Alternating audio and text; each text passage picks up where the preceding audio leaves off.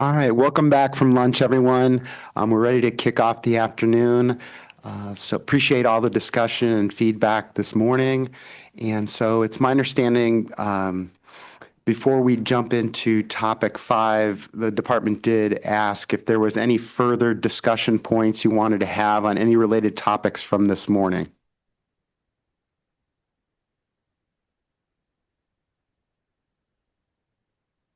If not, we can revisit those at a later point. So what if we dive into topic 5? And I'll turn it over to Dave. Many thanks, and we'll have Aaron pull up that language on the big screen. I apologize for the interruption. I just wanted to ask that we switch negotiators for this topic, if that's all right. Sure. So we're going to recognize Tamar switching out with Zoe. Kemmerling. The alternate will take Tamar Hoffman's place as part of legal aid.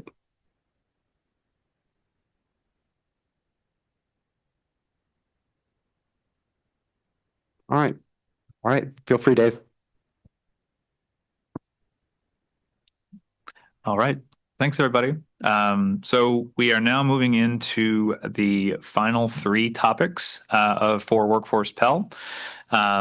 So here we have topic 5, the Secretary of Education approval of eligible workforce programs. These are all the components that Congress delegated to the Secretary for the Secretary to determine. We are gonna go all the way through this section before we take comments, but we can certainly go back to the beginning. Anything that needs further explanation, I'm happy to go back and talk through. But there are quite a few different provisions here. I do want to make sure that we go through all of it because there are interrelated concepts here that I want to address. Okay, so starting with A. After the governor determines that the program meets the requirements under 34 CFR 690.93, the governor's components, the institution must submit to the secretary documentation that. So pausing real quick. So the statute was very clear that the secretary's approval happens after the governor's approval. So that one is non-negotiable. That's just part of what the statute indicates.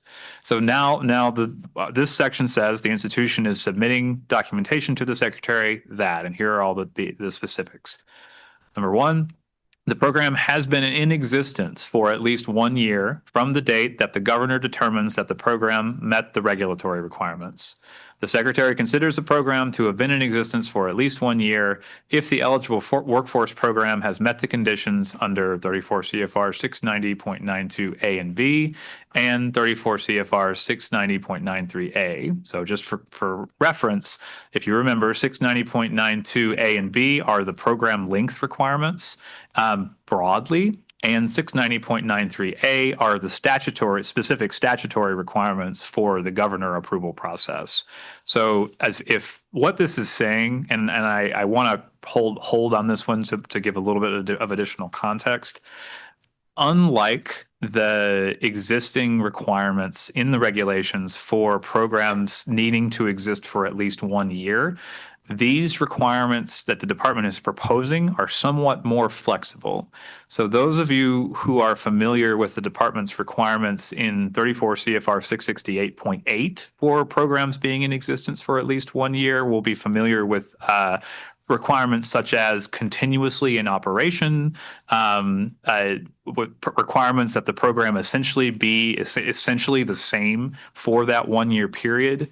This is not the same provision. What this is saying is as long as the program met the length requirements generally, so that is saying not that it was always exactly the same length, but that the length of the program fit within the 690.92 A and B parameters, meaning that it had the between 150 and 599 clock hours, and it was between 8 and 14 weeks of instruction.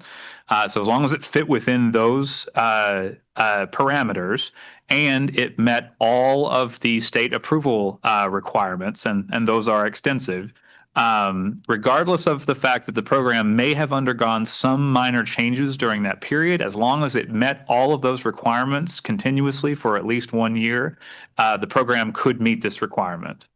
So this is intended to allow for some minor changes that might be needed in programs that up until July did not know. Many, the providers of these programs, including institutions, didn't know that they needed to have the programs fit into these criteria. But we recognize that there may be a number of programs that actually do meet these criteria and have met it for at least a year, and that could could become Title IV eligible in the 26-27 award year. With that 1 year of existence behind them.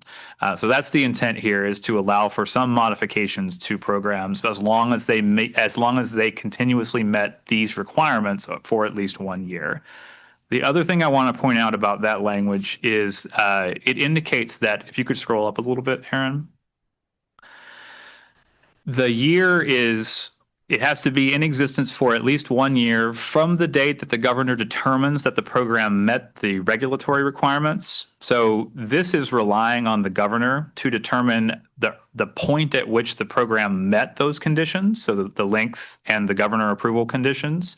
And it could be before, for example, July 1st, 2026. It doesn't have the year doesn't have to start in July 2026 or thereafter. The governor is assigned the role of determining whether the program met the requirements in the past, and that it has been in existence under those conditions for at least 1 year. And the intent behind this is to ensure that there is a way for programs, again, to become eligible on or after July 1st, 2026, if they have met all of those conditions. So there was some discussion in the department about when the governor approves these programs, and to be frank, we want to acknowledge that governors won't be able to approve these programs until they are fully apprised of what these regulatory requirements are. So that's why we're giving them the ability to look back in time and determine whether the program met the requirements at an earlier point before the year of existence clock is started. So now we can scroll down a little bit. Okay, I've spent plenty of time on that. So number 2, the program meets completion and placement rate requirements. So starting with Romanet 1, for the 26-27 and 27-28 award years only, as determined through a certification from the governor based on the governor's analysis using administrative data, including wage records, that the eligible workforce program meets the following standards. And we've got 2, as prescribed by the statute, a completion rate of at least 70% within 150% of normal time to completion, and B, a job placement rate of at least 70% calculated as the percentage of students, and that should be an S, we'll fix that are employed during the second quarter after exiting the program. So that's for the 26 and 27 award years only. Then we move into the 27-28 award year. For each award year after the 27-28 award year, a completion rate of at least 70% within 150% of normal time to completion, as determined under 34 CFR 668.8F. And I'll pause again. So for context, 34 CFR 668.8F, it applies to short-term programs that qualify only for direct loans. There is a long-standing set of regulatory requirements for how completion and placement rates are calculated for those programs. And this is pointing back to that specific process for calculating the completion rate. It is more specific and less flexible than the more general language that would apply for the 26-27 and 27-28 award year.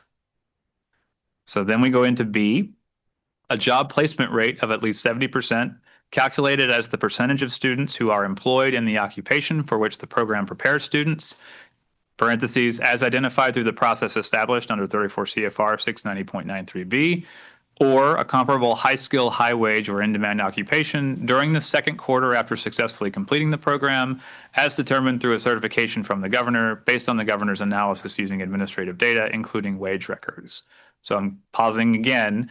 As you can see, that language is more prescriptive, more specific and is not intended to be as flexible as the language for the first 2 award years.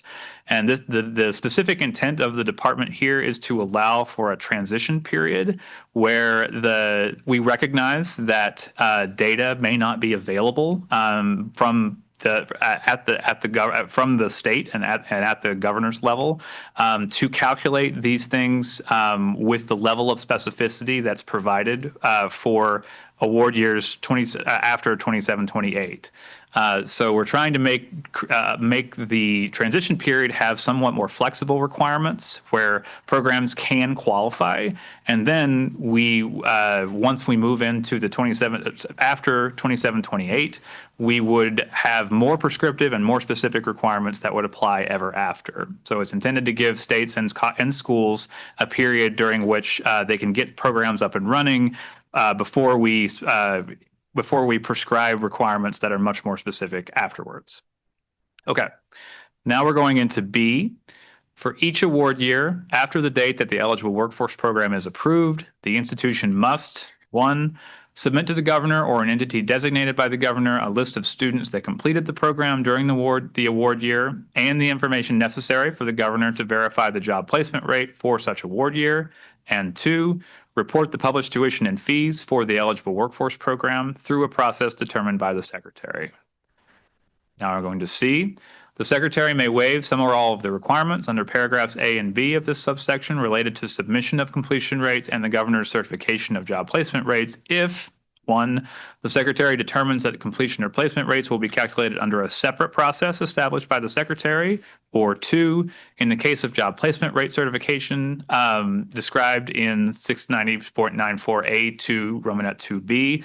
And just for reference, that's pointing to the permanent process after the 27-28 award year. The secretary determines that the governor is making progress towards making such certification, but needs an additional award year using the certification described in 690, and we need to fix that citation. So that's 690.94 A2 Romanet 1B, and that is the transitional rate. So essentially, the second provision here says that we will be open to giving states an additional year using the more flexible version of the placement rate if their data systems are not adequate to give us the more specific information required under the permanent version of this.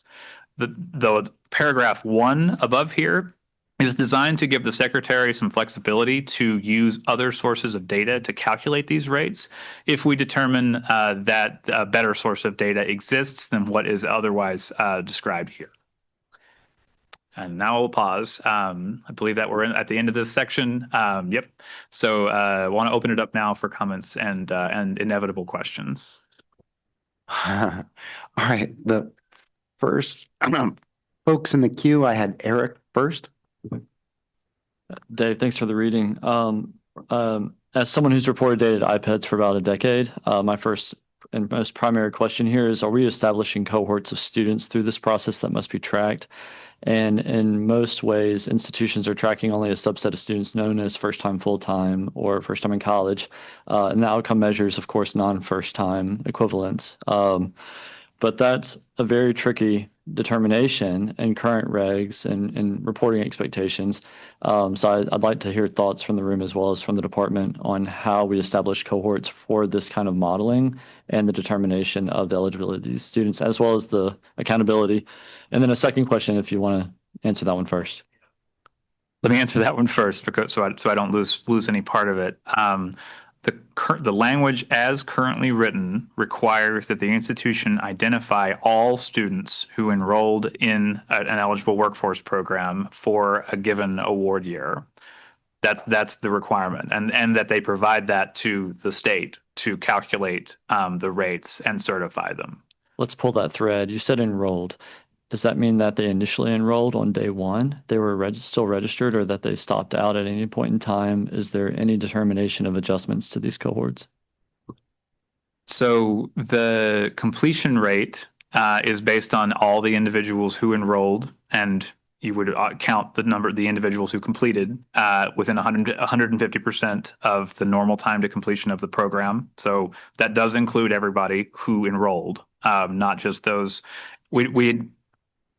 We don't specify in the current language whether we're talking about individuals who began attendance, although I think that is the idea here. We're not talking about those who enrolled and never showed up, because those individuals in all other parts of the regulations are treated are not included in outcomes measures. Understood. In law, there are a couple of exclusions to tracking cohort outcomes: military service, Peace Corps, death or permanent disability, and religious mission. Death and permanent disability is the only one in regs, not in law.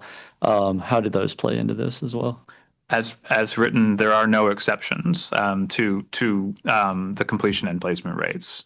Would you be willing to accept a proposal to consider? We certainly can look at it. We're not quite sure how much flexibility we'll have legally, but we can certainly consider it. Yeah. It's as I mentioned, those exceptions are already in regs, so they may equate pretty well. When you say the exceptions for under iPads? Well, yeah, under iPads, most are already in law, but one's in regs. Yeah, got it. Okay. Second question I had was under Part B, a job placement rate of at least 70% calculated as a percentage of students who are employed in the occupation. And that's a very specific term, not just employed. Most institutions, system states that I've worked with don't have the system. And I know you mentioned this earlier, but I just want to reiterate for everybody that knowing the specific occupation that someone's in is not necessarily tracked back to the person. And so we're looking at broad outcomes here, and not in terms of occupational, really industry. NAICS, industry classifications, not necessarily job occupation data.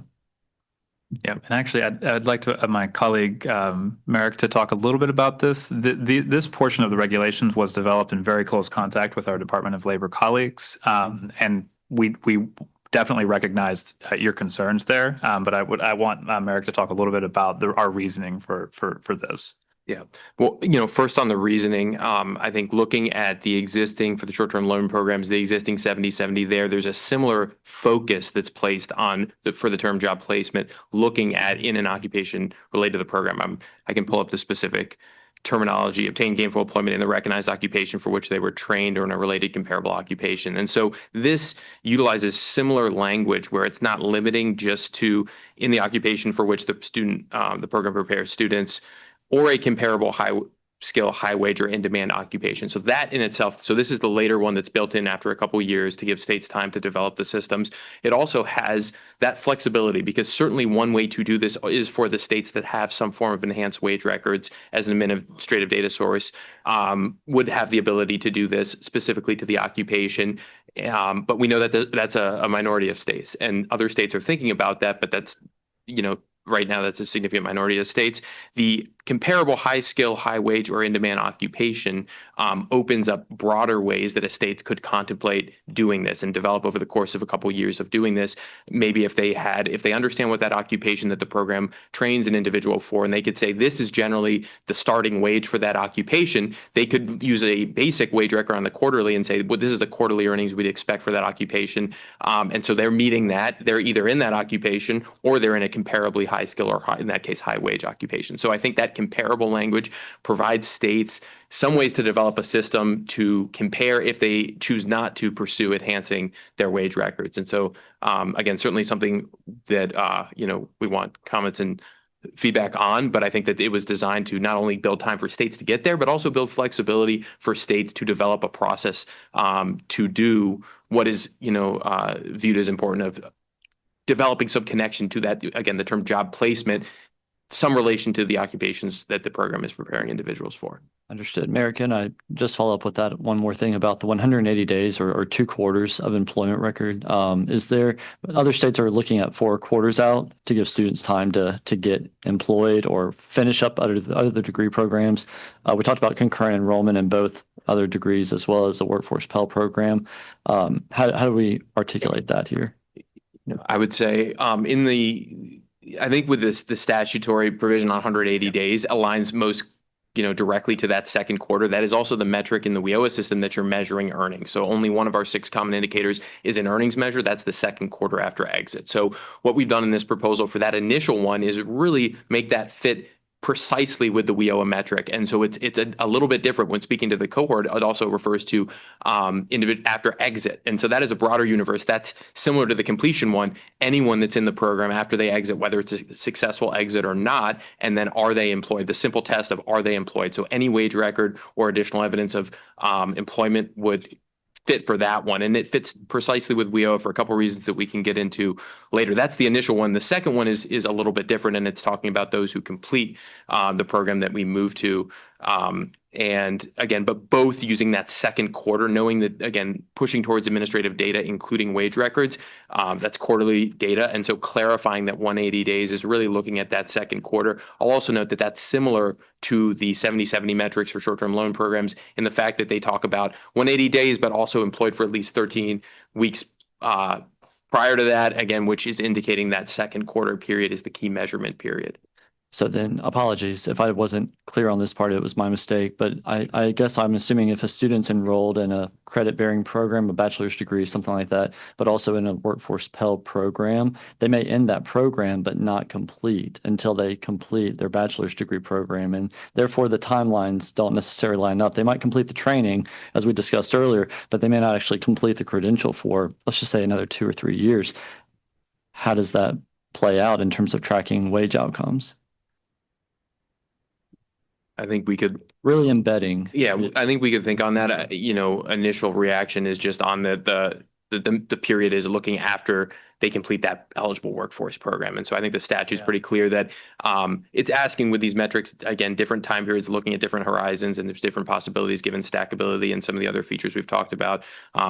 So the statutory piece of looking at if this is the eligible workforce program, the measurement period is that set 180 days, or in this case, we're using the close proxy of a second quarter as the measurement period, knowing that there might be students in different arrangements, but certainly could welcome scenarios that we could look at and other feedback. One last, and I apologize for taking over the mic. But when you say about connecting it back to the wage records or jobs and the occupation, if a student finishes the program, gets awarded the credential, et cetera, like you just mentioned, and then is completing like on-campus work or coffee shop, I'm just going to use coffee shops as an example, as they continue to work on their bachelor's degree, will that penalize an institution essentially because they are still enrolled? In some cases, if it's not a related occupation to the program or a comparable high wage, high skill or in demand occupation, it is possible, yes, that would not be counted favorably in that metric as currently drafted. And I think, certainly, Eric, we would certainly be open to looking at language that you have to mitigate that. But I would say, I think our understanding is that what Congress had in mind here is that when an individual graduates from an eligible workforce program, they're moving into the workforce.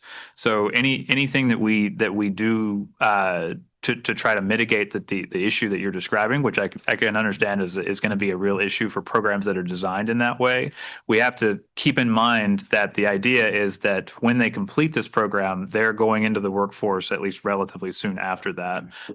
Yeah, Eric, Sure. we do have a number of people in the queue, so I want to be respectful of time as well. Directly to that. Okay, so Aaron, then Randy, go ahead. This was exactly my comment. So I'm going to push back a little bit, right? So this is not strictly a terminal into the workforce program, right? Like you guys have typically dealt with, I think. Here we've got in the statutory language, the department or Congress rather, very specifically saying that it's not optional. A program to be a workforce development program under statute must prepare students to pursue one or more certificates or degree programs at one or more eligible institutions by ensuring that a student upon completion of the program and enrollment in such a related certificate or degree program will receive academic credit for the program. So it's not just a terminal concept. They are in statute requiring institutions to make this a pathway program, and they're encouraging that. So I would suggest that is, if not implicit authorization, certainly a lot of cover for the department to defend a concept around its placement calculation that doesn't tank institutions offering good programs. Because what's going to happen, just to be really clear about this, right? If you set up this great pathway and 60% of your students roll out of your workforce Pell program and go into that program, and then you're measured as to how many of those guys are employed in an occupation 2 quarters out, it's going to tank the program. So there are a lot of ways you can address this. You could count that as a placement if they are in that program that's been identified as a subsequent program. You could do a further education exclusion. That's in a lot of the accountability frameworks elsewhere. A lot of optionality around there, how you might approach it. I mean, there are a number of different ways you could come at this. And I think, but you've got Congress clearly saying that the design of this thing is not just to put people right in the workforce. It is also to prepare people to roll into these programs. So you've got to come up with a way to address this job placement concept that does not tank good programs just because we haven't accommodated that. And I think you've got the statutory cover to do it. And I won't speak for everybody else, but I think this is the one thing I flagged before I got here. I mean, it's a really important point. We got to come up with a way to fix that. All right, thank you. David? Yeah, I just want to be clear. We are open to those suggestions. My point was we need to just pair that with the desire, we think, of Congress to get people into whatever it is that they're getting into shortly after completion of the program. So we certainly are interested in your ideas for how best to do that. Randy? A couple of things. First, what he said. Stackability is a word that's used throughout. So obviously the intent is that further education is at least one priority. I would offer, and I think Eric or Aaron alluded to this, that it is a matter of who's in the data set and are there provisions we can provide that would exclude those who are enrolled, those who enter the military, whatever groups we want to talk about from being looked at 2 quarters hence. And I'll be happy to work on language with anybody who's interested in that. Secondly, in the reporting, and Virginia right now is moving toward paying for the expanded wage data records, which will allow us to get a lot more granular. However, thinking about representing multiple states, just in Virginia, we're looking at close to $2 million in raw costs, and then all of the administrative costs around that. So that it's no small thing. And I don't know that if it's nice to have 2 years of runway. It's nice that there's a provision for potentially another year of runway. So I certainly commend the department on that, and the statute. Finally, 2 more things, and then I'll shut up. In the matching for those outcomes, particularly in Virginia, where we have a lot of border states, people who are being employed across borders, and the UI doesn't include, all employers, I would just ask for clarification that those rates would be based on matches to aggregate data that are available.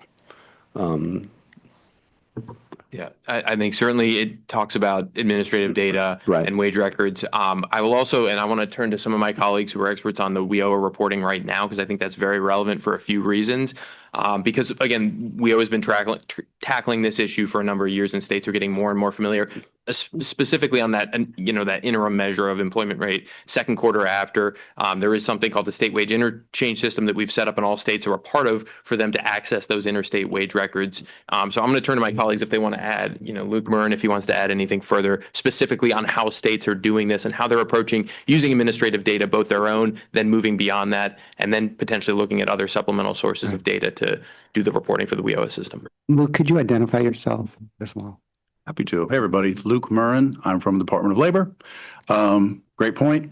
So some of the workforce folks probably know that under WIOA, we're using currently Swiss state wage interchange system for exactly that reason, letting states get outside of themselves. So get other states. Currently, every state has agreed to that agreement. So every state is a part of it.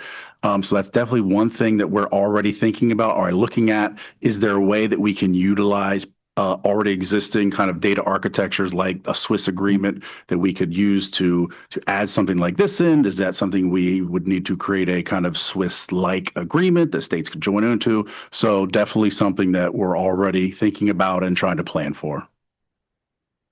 Thank you. I appreciate that. And offline, I'd like to follow up with you. Our data folks have indicated to me that there are regulatory issues around Swiss that would preclude us from reporting things for certain matters. So I'd love to get your update on that. And then the last thing, and I saved the softball until last, I got a lot of feedback from folks who interpreted 1 year, they interpreted 1 year from to mean that the governor approves and then it's a year. So I would just suggest maybe changing that 1 year prior to, something like that. Thank you. Next three in the queue are Zoe, Rachel, and Preston. So I'll go to Zoe next. Thank you. I have a few questions, and I can reserve myself if it goes on too long. The first one is from the language in A1, and we noticed that the statute specifies the program has been offered. The language in here is slightly different, have been in existence. I think that you provided a good explanation at the outset of why you want to give some flexibility for programs who may be in existence, but modifying or adapting certain components to meet the Workforce Pell requirements. My concern goes more, I believe, towards programs that may be new. I think in that context, both offered and in existence is a little bit vague. I think our constituency would be interested in specifying that this being in existence includes actually enrolling and instructing students. Along with that being in existence is in the same modality as the Workforce Pell offering, with the idea that if a program is moving, for instance, from in-person instruction to web-based instruction, that could be some significant changes that may change the experience and utility to students. So one question is, the department amenable to some specifying language along that line? Yeah, we'd certainly consider it. Okay. Connected to that, do you have any elaboration as to what kind of documentation you're envisioning the institution submitting to the secretary for this requirement?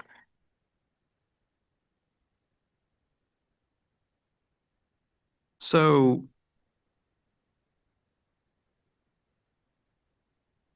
you're talking about the 1 year in existence requirement? Correct. Yeah. The secretary would need, well, there's really two things. I think we are open to specifics about operationally what's collected, and I don't want to get too far into the weeds there, because we want to be careful not to be too prescriptive, so that we don't end up making this very difficult for our folks who have to oversee this. However, I think what we had in mind is there would be a description of the program and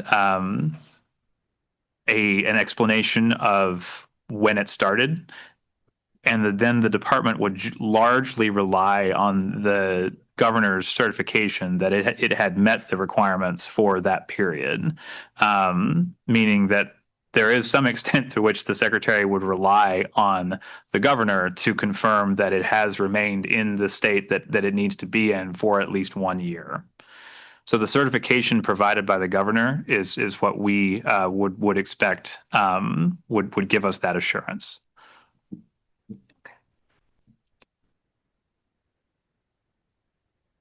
Do you mind getting that?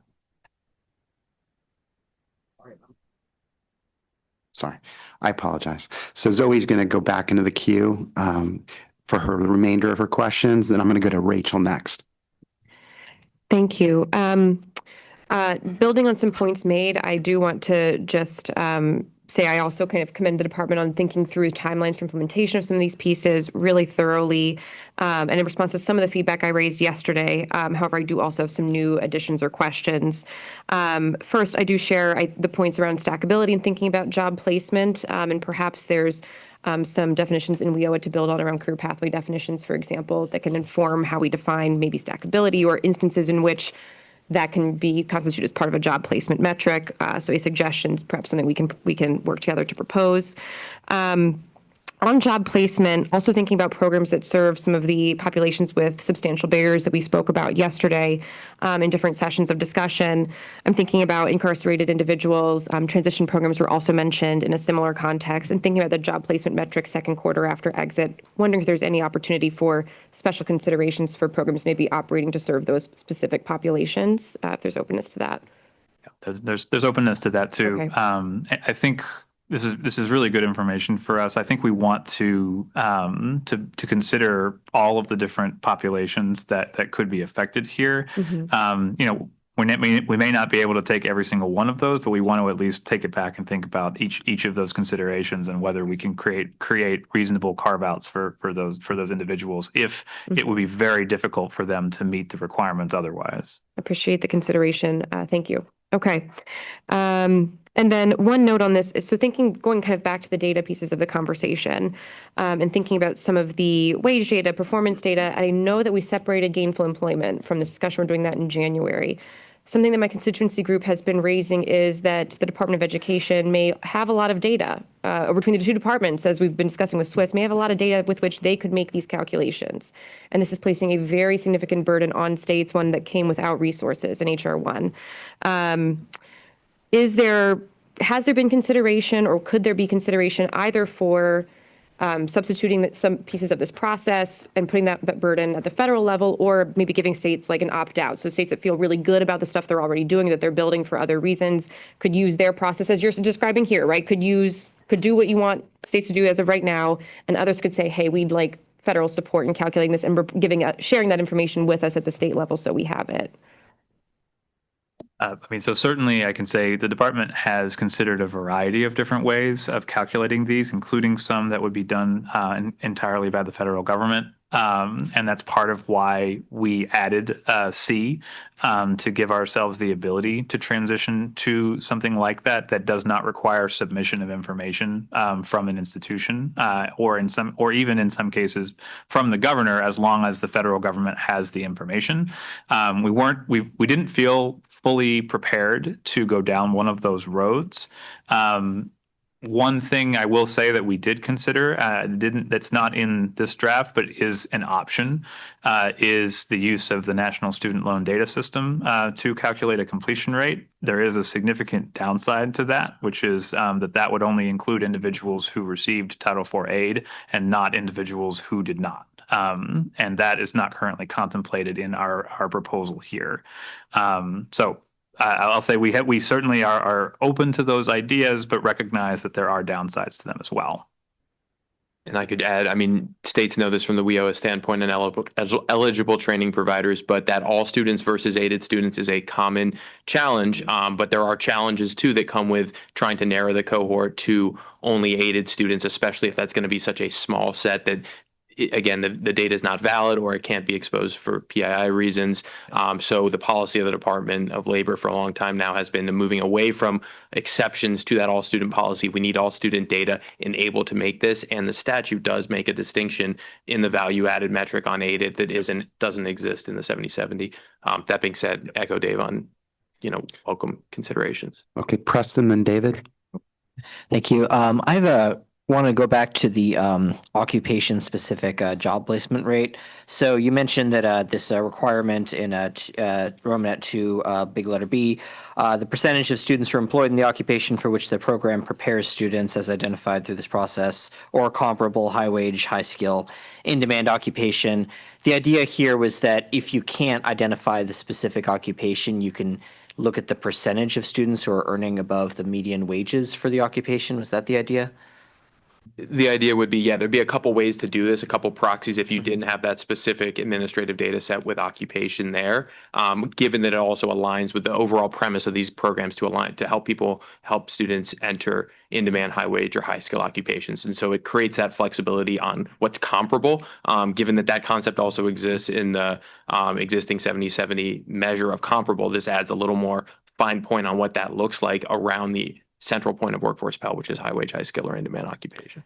Got it. I would strongly encourage the department to issue guidance or maybe even spell out in regulations when occupation-specific data is not available through the administrative data system, to spell out exactly how the governor should do those calculations so that nobody gets kind of creative with how they calculate job placement rates.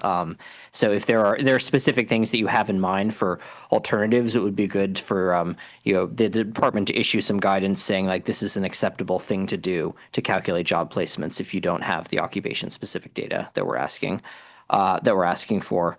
I did have one other thought. So on this conversation about students who pursue higher education after completing the Workforce Pell Program, if they're enrolled at the point that the job placement is measured, I very much take the point about why it's important not to have those students count against the program. What I would advise here is, so for gainful employment and the do no harm test under OB3, students who are enrolled are completely excluded from the cohort that is used to calculate those earnings. And I would advise something similar here for job placements, that if you have students who are pursuing a higher degree or credential at that 180-day mark, they should not be in the denominator or the numerator for that calculation. They should just be excluded from the calculation entirely. I do worry about including them in the numerator as a quote-unquote job placement, which is not a job placement, and just having, institutions have a bit of a loophole to inflate their job placement rates by simply enrolling them in another program. That's it. Great. Thank you. Next, David, then Michael, then Zoe. Fully echo everything Preston just said. I'm going to try to do a rattle off of quick ones. On the 1 year language, is the concern with referencing like when the governor determined that the program first was eligible, that the governor may turn a program on and off? I just want to be clear because I think all of us want to submit something that clarifies what you meant there, but. Yeah, the idea was the governor is going to assert when the program met those requirements and then certify that it's met those requirements for at least one year since that time. Got it. So if you had something like the most recent determination. Okay. Exactly. Next, throughout, there's the reference to during the second quarter as opposed to 180 days or by the end of the second quarter. I'm just curious how you think about that, because I can think of instances where somebody's placed in the first quarter and then they lose a job. And I honestly don't have a great, frankly, position on what that should look like, but I do want to be clear that's not what the statute referenced, and I'm curious what the thought process was there.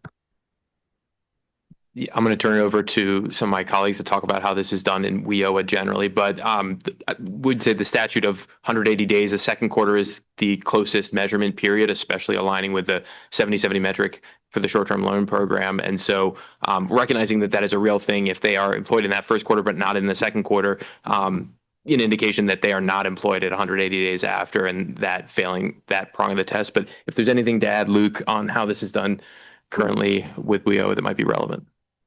No, that's really it, Merrick. I was just going to say, so in that particular case, that first quarter wouldn't be captured.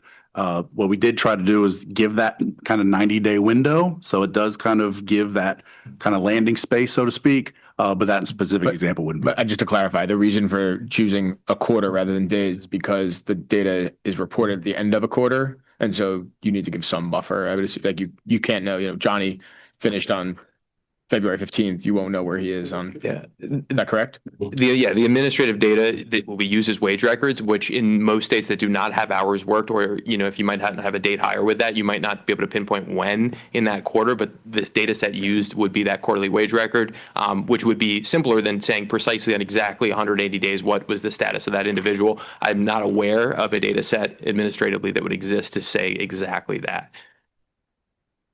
Helpful. And then the last piece, okay, still green. On the 70% employed in occupation, I am particularly worried throughout VA, gainful, everything around these small rural programs where that is like definitional in demand, right? You have somebody who is an EMT in a remote part of pick a state. And so I am concerned about the scarcity of data. And so we just really want to emphasize what Preston had shared around ways that we can define how to gap fill in that instance. The labor market should itself be the determination of in demand. And we should be able to know that if there are a certain number of openings, certain growth of roles, that where there is a program that we have an absence of the ability to certify 70%, that there is leeway given. So I think we'll talk about that later, but I just want to kind of preempt there. Michael.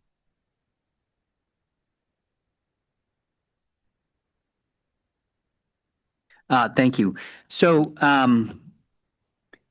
The agency, my agency has been calculating and working with graduation and employment data since 1993 and has had quantitative benchmarks since 1998. And so a lot of the questions that are being asked here are ones that we grapple with even today. They're difficult questions. What I would offer are a couple things. One is be careful of designing a program that seeks to exclude everybody for some reason or another. And so having very tight definitions around what goes into the calculation and what doesn't, because otherwise you make the data useless. So for example, my agency has 5 exclusions for employment: death, incarceration, military service, a medical condition that prevents their ability to work, or enrollment in another program. Now, even within those 5 categories, however, if that number of those students gets high enough, then you have to ask the question, is this really a workforce development program at this point when 70% of the students have enrolled in another program immediately? And so then you can begin to ask those questions in a different way. So, just be mindful of what triggers are the things that it wouldn't exclude it, but in the words of Ricky Ricardo, they would have some splaining to do. And so that is kind of the sequential. So you start with a base, and it's not going to capture every student, and it's not going to capture every scenario, but you start with a baseline that everybody reports it the same way, and then you can begin to build what kind of goes into the gray areas and what's acceptable and what's not. And that's why even for when we do our quantitative benchmarks, we don't set, the expectation at the mean. We set it at a standard deviation below the mean to try to capture and account for all those nuances. And so it's important to, I think, be thinking along those particular lines. And if you would like, I can certainly offer that list of things that we do as just kind of something to think about. Just a couple other things on this employment rate. It might be useful, and for the governor's process, one of the things to require for that is for them to list related occupations so that you have, again, something against which to compare those folks that are going to be counted as employed. So there's a disconnect right now. You don't have an expectation that the governor has required the institution to kind of establish what that range of occupations might be.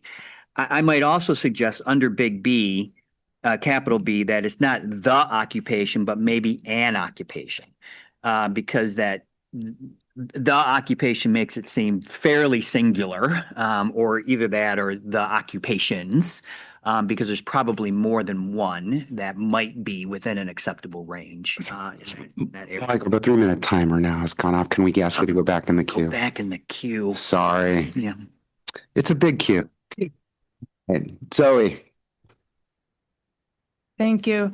First, I'd like to quickly second a couple of the things my colleagues have said. One, Rachel raised the issue of measuring outcomes in prison education programs, which was a concern of our constituency as well. And also, we agree with Preston's proposal that placement should not include entrance into other educational programs. I'd like to move to Section C, the waiver provision.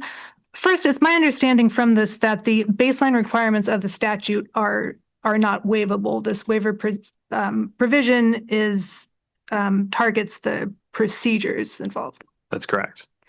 Potentially the Section C leaves a broad swath of procedures. It could be a procedure instituted by any of the governors, and also this undefined separate process by the secretary. Could you speak a bit more to the issue of what separate processes the department might envision? So one possibility is the department calculating a completion rate on its own, which might in the future not necessarily include only Title IV recipients if the department had greater authority to obtain data, for example, on all of the individuals, or if the Department of Labor, in fact, had that ability. There are also other federal data systems that are, and I will turn to my Department of Labor colleagues again here, that might be used in the future if there was sufficient state data that rolled into them that would enable us to calculate placement, for example. That seems it maybe is a long way off, but we wanted to give ourselves the ability to turn to something like that if we felt that it was a better data source. We also just we were contemplating situations where we can obtain this information from valid, reliable administrative data sources that may not currently exist even today in any law or regulation.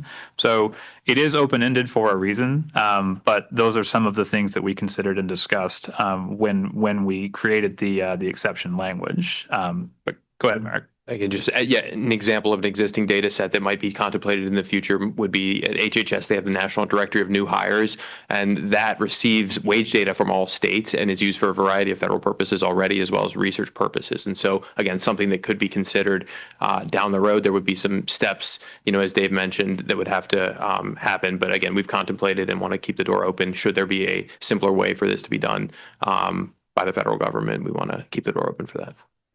Okay. Thanks for that explanation. On the same waiver topic, another wording that is kind of vague is in subsection 2 about the governor making progress towards a certification. Do you have any elaboration on what making progress might look like? I think what was envisioned, given that a number of states would have to develop processes for that more detailed calculation, whether it would be steps to, if they chose to go the route of enhancing their wage records, making progress on that front, or developing an alternative mechanism where they would look and determine what a level of wages would determine high wage. So it is a little open-ended on what it could mean, but it would be a determination the secretary could make for a state, seeing that they are working towards being able to calculate that metric. And the only thing I would add there is that, like other provisions where the secretary has allowed for an exception based on progress being made, we would expect that there was some documentation or interaction with the state to get to that, so that we have some assurance that they are indeed making that progress before we would grant that exception. Thank you. I have one more comment, but do you want me to go? You can make the last. Sure. Make the last one. So the last thing I noticed is that in the statute, of course, there are the 4 requirements that the secretary determines, with the last one, of course, being the value-added earnings. And we don't see that provision in this section for the secretary making that specific determination under the statute. Although, of course, in 690.95E, there is language about providing information to the secretary upon request, which is not as prescriptive as, the rest of 1 through 3. So was that an intentional omission? So I want to make sure I understand, which provision are you referring to that, where we requested the additional information? Specifically 690.95E. 95. So you're looking into the value-added earnings provisions. That is the Got it. closest thing I could find. And so you're asking why that information doesn't appear in the secretary determination section? Yes, with the same, mandatory language that the secretary shall make the determination. I see. We can consider that. I mean, the assumption on our part is that the secretary is making the value-added earnings determination at this stage. That's the way that it's written in the value-added earnings section. The contemplation, and I want to wait to talk about that in more detail, but the contemplation is that the secretary would be collecting information that is sufficient to calculate the value-added earnings while working with another federal agency, and that we would establish the value-added earnings for every program that the institutions would then need to comply with regarding their published tuition. So we can talk about that in more detail, but if you feel like it would be more valuable to have a reference to that here, a cross-reference, I think we're open to that. Okay, thank you. I may submit something on that. Okay, the next 3 in the queue are Kristen, Aaron, and Richie. Kristen? Thank you very much. On page 29, I'd like us to consider the perspective of public institutions, 2- and 4-year, who predominantly offer associates and baccalaureate degrees. For those students, we are grateful for this on-ramp of the Workforce Pell, but we are also aware that there is a Pell clock that ticks as soon as that Workforce Pell is received. And I'd like to discuss that in addition to, the actions of the secretary here. We ask the secretary to notify students when they use 200 and 400% of their Pell eligibility, their annual Pell eligibility. And they do that on their FAFSA submission and via email. What we need to do is be able to have this information in the marketplace for it to function better. I need it as chair of the board to drive the curricular reform that's necessary. And I have written about in the Manhattan Institute, for instance, that I think the Workforce Pell is a terrific reform strategy for regional comprehensives like mine, but not if we don't have this kind of consumer information also in the marketplace about how that Pell eligibility is being used. So I can submit that if you're open to it. Okay. Thanks. No, I appreciate that. And we have received another submission related to disclosures and more consumer information about the effects on Pell Grant lifetime eligibility of this program. So we're certainly open to that. Aaron? Sure. Two things. First, just quickly in the introductory sections of 690-94, I know we've talked about this date, and I'll send you guys this language, but for A1, if I'm understanding you correctly, it seems like maybe a stronger way to phrase this would be at least 1 year from the date that the program met the regulatory requirements as determined by the governor. Just because then it clearly, okay. And then, so I'll send you that, but I think that's what the idea is. On the, back to the placement exclusion issue, really appreciated Michael's comments. As I'm sure you guys are very aware, many are, I think the first version of GE had exclusions for almost all 5 of those categories out of the cohorts. If those folks, if any of those things were true during the year that earnings were measured, right? So all of those things, and I think the current version still has 3 or 4 of them. A couple may have been dropped, but beyond just the further education exclusion. So I was going to ask, I certainly get that it's 2 o'clock. I don't know if this is possible, but one ask of the department would be if there's any way to signal over the next couple hours or maybe shortly after we adjourn, whether you guys are open to a broader set of exclusions beyond just the further education exclusion. I appreciate that, my earlier point was, I think there's a pretty strong statutory sort of implicit authorization argument here to be made for a further education exclusion, because I think the statute clearly says these programs have a dual purpose. One is to put people in the workforce. The other is to put people into further education. And so I think, there's a strong argument there. I think it's harder when you talk about a broader set of exclusions, but there's no question that it is not helpful to hold schools accountable for someone who is deceased shortly after leaving the program, right? As a failed placement.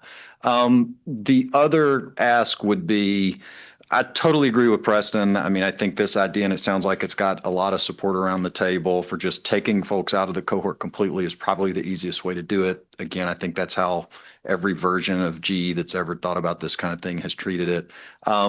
There are other ways you could potentially handle it, though. You could consider those individuals placed if they're in one of those further education programs that were designed. It's a little weird because that's a job placement, but, you could pull people from the cohort and then measure them after they exit the second program, though, again, that's not really a measurement. But the point is there's an optionality here.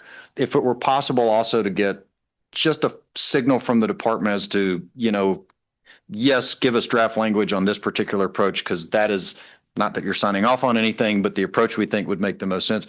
I'm just trying to avoid us drafting language that is dead on arrival and or with competing approaches. So I understand we only have a couple hours. I think we're all very happy to give you guys something to look at. I don't know when you would do it, but if there's a way to give us a little direction, I think that would be constructive for us so we can give you back something that's more helpful. Yeah, we'll We'll talk a little bit during the break and come back with the department's overview of sort of where we'd like this to go generally.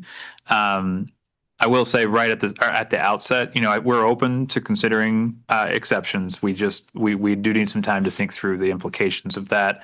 I also would say, at least at this stage, we're Preston's idea about removing individuals from the calculation generally is the lean, given our approach to that in accountability elsewhere, including gainful employment. But that doesn't mean that an argument couldn't be made to sway us one way or the other quite yet. We'll come back with a clearer set of sort of general parameters that we're interested in. Richie, Michael, Randy, then Eric. I appreciated Rachel's suggestion about maybe allowing or having the feds calculate the placement rate.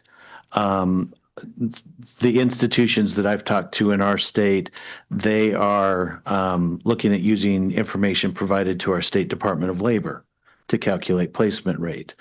The issue is a lot of our community colleges are close to state borders, and so they will have people from another state crossing the border, getting educated, and then going back home to get their jobs. And our State Department of Labor will not receive any information on those students because they're not in the state.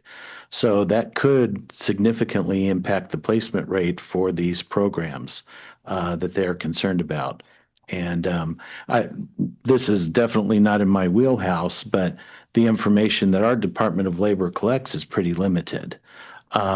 So, if there's another way to be able to calculate that placement rate using information that may be at the Department of Education and or the Department of Labor, as Rachel said, that would significantly cut down some issues trying to meet that rate. Michael?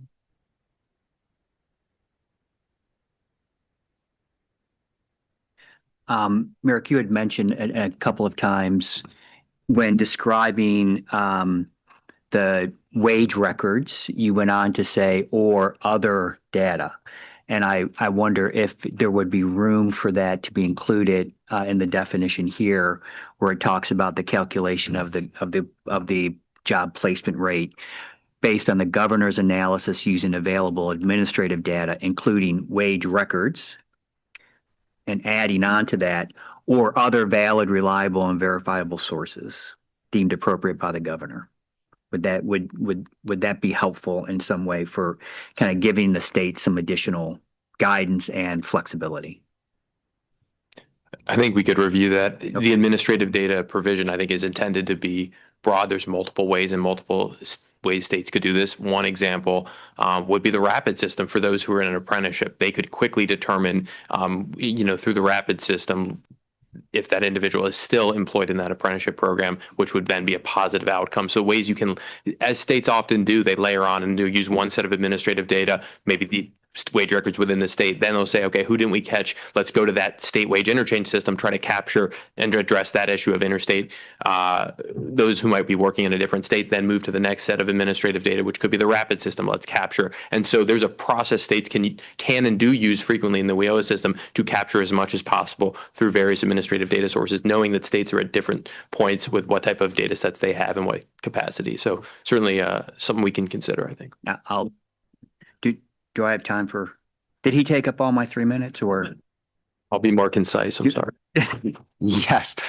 We were able to defer it a little longer. Okay, just quickly. Yeah. Under the, I don't know if this is, it's a big if, but if the separate process established by the Secretary for calculating, will be calculated, could that potentially include an accreditor's processes, if again that met expectations set by the Secretary?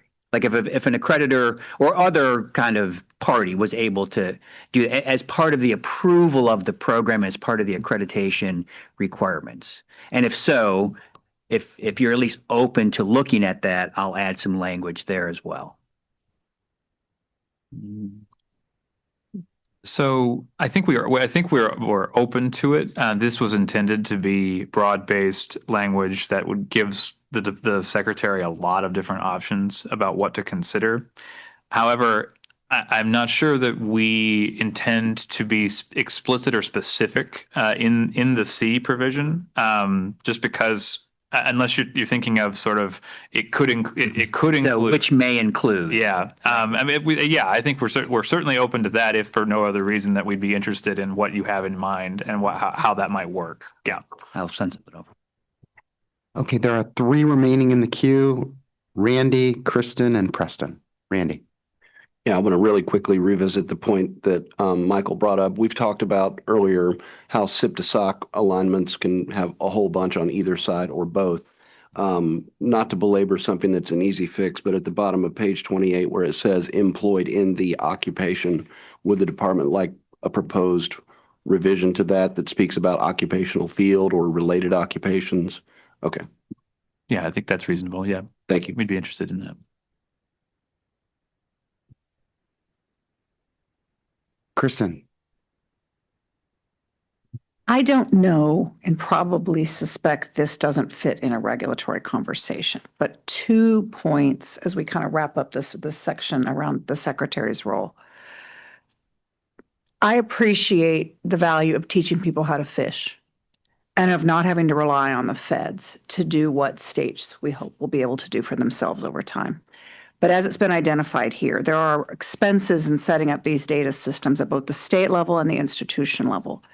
Besides the Pell administrative fee, or maybe some of the resources some of us have from Title III and V, are there any resources available through education and labor that can be identified as these are allowable funds to build our data systems out? I don't know, again, I'm not saying it belongs here, but I know it's something we're wondering as we're trying to think about, okay, how do we go forward? And then did I have one more? I don't think so. I apologize. Preston. Thank you. I just want to thank the department for, I think a very strong proposal to implement this section, and I would strongly encourage keeping the language that allows only the use of administrative data, including wage records, to make the determination of completion and job placement rates. I'd note in the statute calls for verified completion and verified job placement rates, which would seem to preclude things that are based on non-administrative data sources. Okay, it looks like our final comment card is Zoe. Thank you.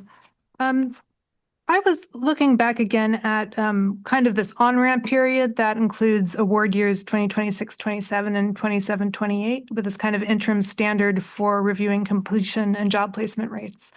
I was wondering, just kind of on a big picture level, given that this program is addressing Workforce Pell is addressing very short-term programs, is there an argument that, accurate and relevant data might be available faster than the typical program?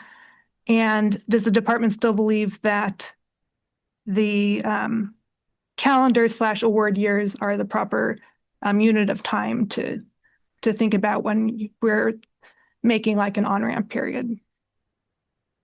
What would you recommend if not the award year? Are you thinking calendar years? I think I'd have to give it some more thought, but I'm wondering if that was something you discussed at Ed.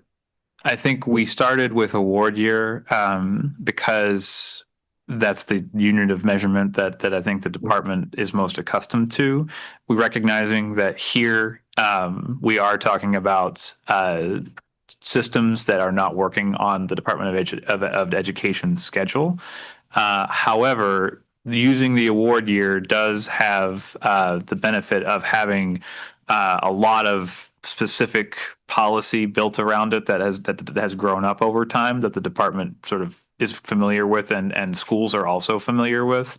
So any other alternative would need to have some benefits that sort of offset that fact because when you talk about a calendar year, are you really cutting things off on that exact date? When you're talking about the individuals that graduated, what about programs that have where that's right in the middle of a term? There's a way for that to be dealt with in the department's rules for crossover periods in an award year. So, when I say that we have a comfort level with award years, that's kind of what I mean. But we're open to other ideas if you have if there is something that has a real benefit to it that we should consider. Thank you. Yeah. Eric, David, and Jeff. Zoe, just to your question, the institutions I serve currently, some have one award period for completions or credentials, and others might do it in August, December, and May. But moving into the space, there may be an opportunity for us to actually recognize credential completion in other ways, in other frequencies. But as of right now, that's just the typical method in which we identify credentials awarded to then be able to track students. David. I didn't say this as eloquently last time because I was coming up against time, but when I think about small programs, specifically community colleges dealing with a specific cohort that may never, even at a steady state, get to more than like 7 or 8 students in a cohort. Did the department think about anything where you could have some kind of, I'll say, rolling period where, and this would require multiple textual edits throughout, so that's why I'm not going to propose a single one, but something where you are effectively saying until we get to 30, we are willing to look at the last N number of cohorts, 3 cohorts, to get to an aggregated number that is actually useful, because my concern is 5 of 8 is less than 70%, and also frankly all noise and no signal, and so I would love to understand how we can improve upon that. So, I mean, you'll see from our discussion of value-added earnings in a moment that we understand this idea of rolling into prior cohorts of individuals, and we know that that's an issue. I think here we were focused on trying to coordinate this with state records where they might be able to get at small cohorts and still calculate it. I hear your point though about very small numbers of individuals not being valid measures of the success or failure of a program. So although I don't want to commit to the department taking on, going back at several years for these, especially at first, I am interested in if you have an idea for how that could work practically in this context. I mean, we would certainly look at it. Yeah, I think the idea is Congress didn't give us a lot of latitude on the number 70%, but hopefully we can give the states some latitude for how, within reason, obviously they can't be picking and choosing cohorts, but how they can get themselves to a bigger number that is actually useful to them and to us. Yeah. Real quick, I think that's a good point. Congress did not give us a lot of latitude with the actual numbers. There are other places in the HEA that have similar requirements, and they certainly impact small cohorts. I know we see that frequently with foreign medical schools. Their eligibility is contingent on USMLE scores. There is some actual leeway baked into the regs there for very small cohorts, which directly flows from statute. But it's certainly something that impacts the schools very heavily, and they routinely take issue with that on the basis of, well, this doesn't seem fair. And the answer is always, this is what the statute says. So I think you're exactly right in what you guys are focusing on with, the actual, what makes up the number rather than attacking the percentage itself. It's a good way of looking at this, and I think it's helpful framing for, what you can and can't suggest to us here. Yeah, thank you, Jake. The only thing I would just add is I think distinguishing from the scenario you just gave is that the nature of high in demand is something where we necessarily have a labor market asymmetry where there's a shortage of labor. And so actually getting a few extra people going into that role, especially in a rural place, is how we exactly need to address these gaps. And so the intent of Workforce Pell is exactly that in demand piece. Whereas the example given is obviously something that we have broader market for. Jeff, then Matt. Jeff. Yeah. When I look at the this approval process language, I'm challenged trying to translate this into a timeline, workflow timeline. Could you, if you have an institution with a program that materially meets the Workforce Pell requirement, ready to go, been in existence a year or more, you've got a state that's ready to go and ready to approve that program. what's the first month and year that you may be and have the department, any approval processes are required there? What's the first date and month we might see Pell Grant funds dispersed? The department plans to have a process for accepting applications for Workforce Pell as of July 1st, 2026, as mandated by the statute. Regarding when the first disbursement might occur, is a more difficult question to answer. It will take obviously it will take time for governors to make these certifications based on the rules that they're seeing here. It'll take some time for the department to look over the program and make sure that it meets all of the length requirements on all of those other things. Presumably, it will take institutions a little bit of time to prepare their systems to deal with students who are entering and having much shorter programs where they're going to have to calculate Pell a little, using the same rules, but potentially, under somewhat different conditions than they're used to. But I guess the most important point that I can convey is that the department will be prepared to accept those applications as of July 1st. It's really more a matter of whether all the other pieces fall into place immediately afterward. So final rule published, right. And I mean, I don't think the systems things are going to be too much of a challenge. I can see right now how I could configure our system and manually enter a Pell Grant amount and process through COD, as long as the department's ready to accept a COD that has a program that is of a length that's not currently authorized. And I want to be honest, with you, Jeff, about this. There's several different entities that have to sign off on these programs before they'll get to the department. So I don't want to assert that everything will be in place at a particular place by exactly July 1st. And I don't know if that's really reasonable, given that, an accrediting agency is going to have to approve this program in most cases. The state is going to have to certify that it meets these conditions. And then the department is going to have to go do its process to approve the program. It's possible that those things could happen quickly, but I think we should, in being realistic, it will take a little bit of time beyond July 1st. The department's hope is that we do get programs that are up and running and moving in 26, 27. I think that's a really important factor for the department. We've obviously organized large parts of the regulations around that idea. But we do all have to be realistic about the time it will take, given that this is a new program for all the entities involved to get those approvals in. Yeah, I guess my focus is that we should be focused on prioritizing that timeline to implement. Yeah. And that part I can say the department is moving as quickly as we can to get a process ready by July 1st. Matt. Yeah, I would just second what Jeff said there. I mean, there are states like North Carolina, for example, that's been really ahead of the curve for some of this and very public about it. So David actually took the words straight out of my mouth. There are highly specialized MOSs, military occupational specialties, with very small cohort groups throughout the United States. And I don't want to get into technical details or examples of military technology or that kind of thing, but there's a lot of really small groups out there. So if the department sounds like it's willing, I would love to work with you, David, and anyone else on some alternative language to get to that number. I know we're kind of hands are tied for that 70% from statute, but we do have some pretty small cohorts that I'd like to be able to help with their eligibility. And then finally, I would second Preston's comment. The analysis using administrative data, I think we really need to stick to that. I've heard some proposals where if we go down some of these roads, we might end up with an exception that swallows up the rule. So administrative data, I think we should fix and hold on that. Jeff, is your card still up?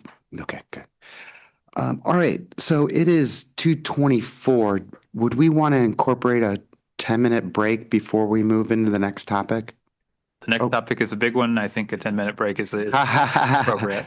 All right, so what if we take our break? We'll reconvene at 2:35. Thank you.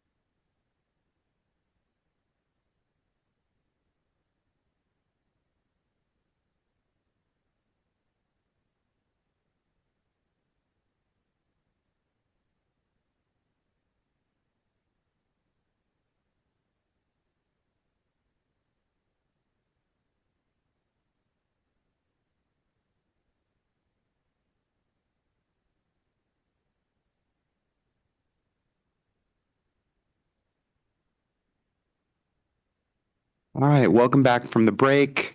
So we're going to pick back up with topic 6. So I will turn it over to Dave.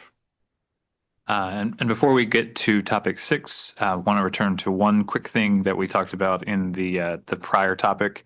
So Aaron mentioned that there was interest in the department's broad perspective about what exclusions would look like to the completion and placement rates. So I think if you guys propose language, what we would prefer is something similar to what is currently in the financial value transparency regulations that we are going to address in the accountability section of this. But the broad strokes of that idea is something that we are comfortable with. So Aaron is going to project a particular regulatory provision that's in the currently in the Code of Federal Regulations. So this is just an example of what that looks like. And here, the secretary excludes a student from the numerator and the denominator of the debt to earnings rate calculation if the secretary determines that one of these conditions applies. But the crucial point here is we exclude the student from both the numerator and the denominator, pulling them entirely out of the calculation because to do otherwise potentially skews the calculation in a direction that we don't believe is appropriate. So this is sort of the framework. If you guys are interested in proposing language related to exclusions, this is kind of what we have in mind. Comment has been registered. Michael? Just so I can go look at, what is that site? It's 34 CFR 668.403E. Okay, thank you.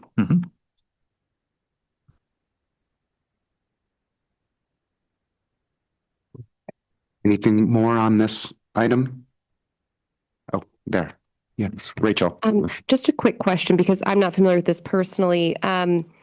Is any data collected? So like if, let's say in this instance, if a student were not in this calculation at all, would it be possible or considered perhaps for inclusion in the regulation for some sort of data to be gathered? Is that done in cases where this is already applied to understand how many students are going on a different pathway as opposed to, in this case, as opposed to job placement? Or is that gross? Hard. I'd have to ask our federal student aid colleagues to see if that is something that we could pull from older data sets. We don't, as Cody mentioned this morning, that there is data from the most recent iteration of this, which is what we have on the screen here.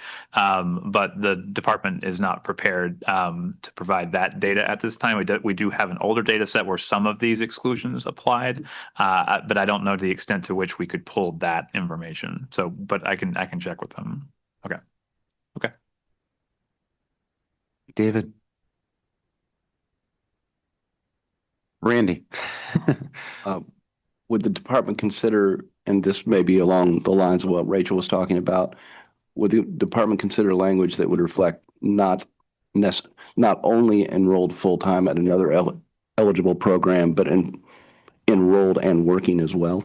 Because a lot of these students... To be clear, I wanted to, when I brought up this section, I was focusing on the broad strokes of how we would exclude them, not the individuals who would be excluded. We were interested in your feedback about who those and justification for who those would be and why. Yeah. Thank you. Yep.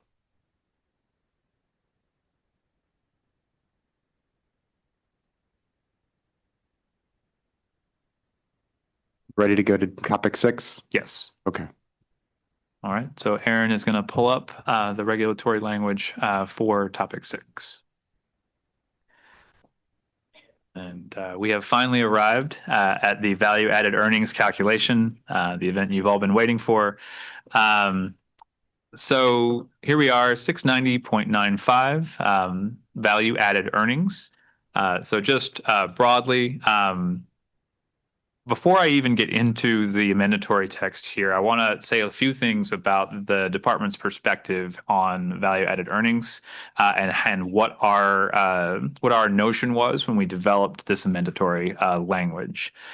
So in looking at the statutory provisions for value-added earnings, which I would note are not very specific, there's only a small one paragraph that deals with this in much detail in the statutory text in the One Big Beautiful Bill Act. But the reading that we had of this is Congress refers specifically to individuals who completed eligible workforce programs and who received Title IV aid for those programs. And they refer to published tuition and fees for an award year that occurs several years after the individual graduated. So in our view, the Congress is indicating that an individual first has to graduate, several years have to pass, given that there's a need for time to get into the workforce. And then the department would evaluate that the student's median earnings minus the poverty line to arrive at a value-added earnings. And that value-added earnings would set an upward limit on the published tuition and fees for the program. So in the department's view, this is a forward-looking, at least as written here, is a forward-looking metric. And again, before I get into all of the details here, what the department has in mind is that we would be able to provide potentially information to schools and to the wider public on the earnings of individuals before the formal and the effect and the value-added earnings that would actually affect the published tuition of programs was calculated. We would be able to give a preliminary information about earnings so that institutions would be prepared to potentially alter their program's tuition to fall in line with the limitation that the department has calculated. This is not, in our view, a system that's designed to kick programs out of Title IV eligibility. It's a system that is designed to limit the amount that institutions charge and give institutions the ability to decide whether the amount that they're going to be able to charge is enough to sustain the program. So that's the broad strokes for what you're going to see in this amendatory text. Once I go through the amendatory text, the other thing I want to mention is my colleague Chance Russell will provide an example of what this looks like in practice, so that you guys can get a better sense of how it looks like what it looks like when we actually go into a particular program, and that includes the cohort expansion that we've described here. So you can ask questions about that part as well before we get into the substantive discussion. So we've done our best to provide as much information as we can about what is obviously a very complicated process. Okay, so with all that said, let's go through the actual specifics of the amendatory text. So starting with paragraph A, for each award year, an eligible workforce program's total published tuition and fees may not exceed the value-added earnings of students who are working, so this is an important consideration, received a Pell Grant for enrollment in the program, and completed the program during the period described in paragraph B2, which we'll get to in a moment.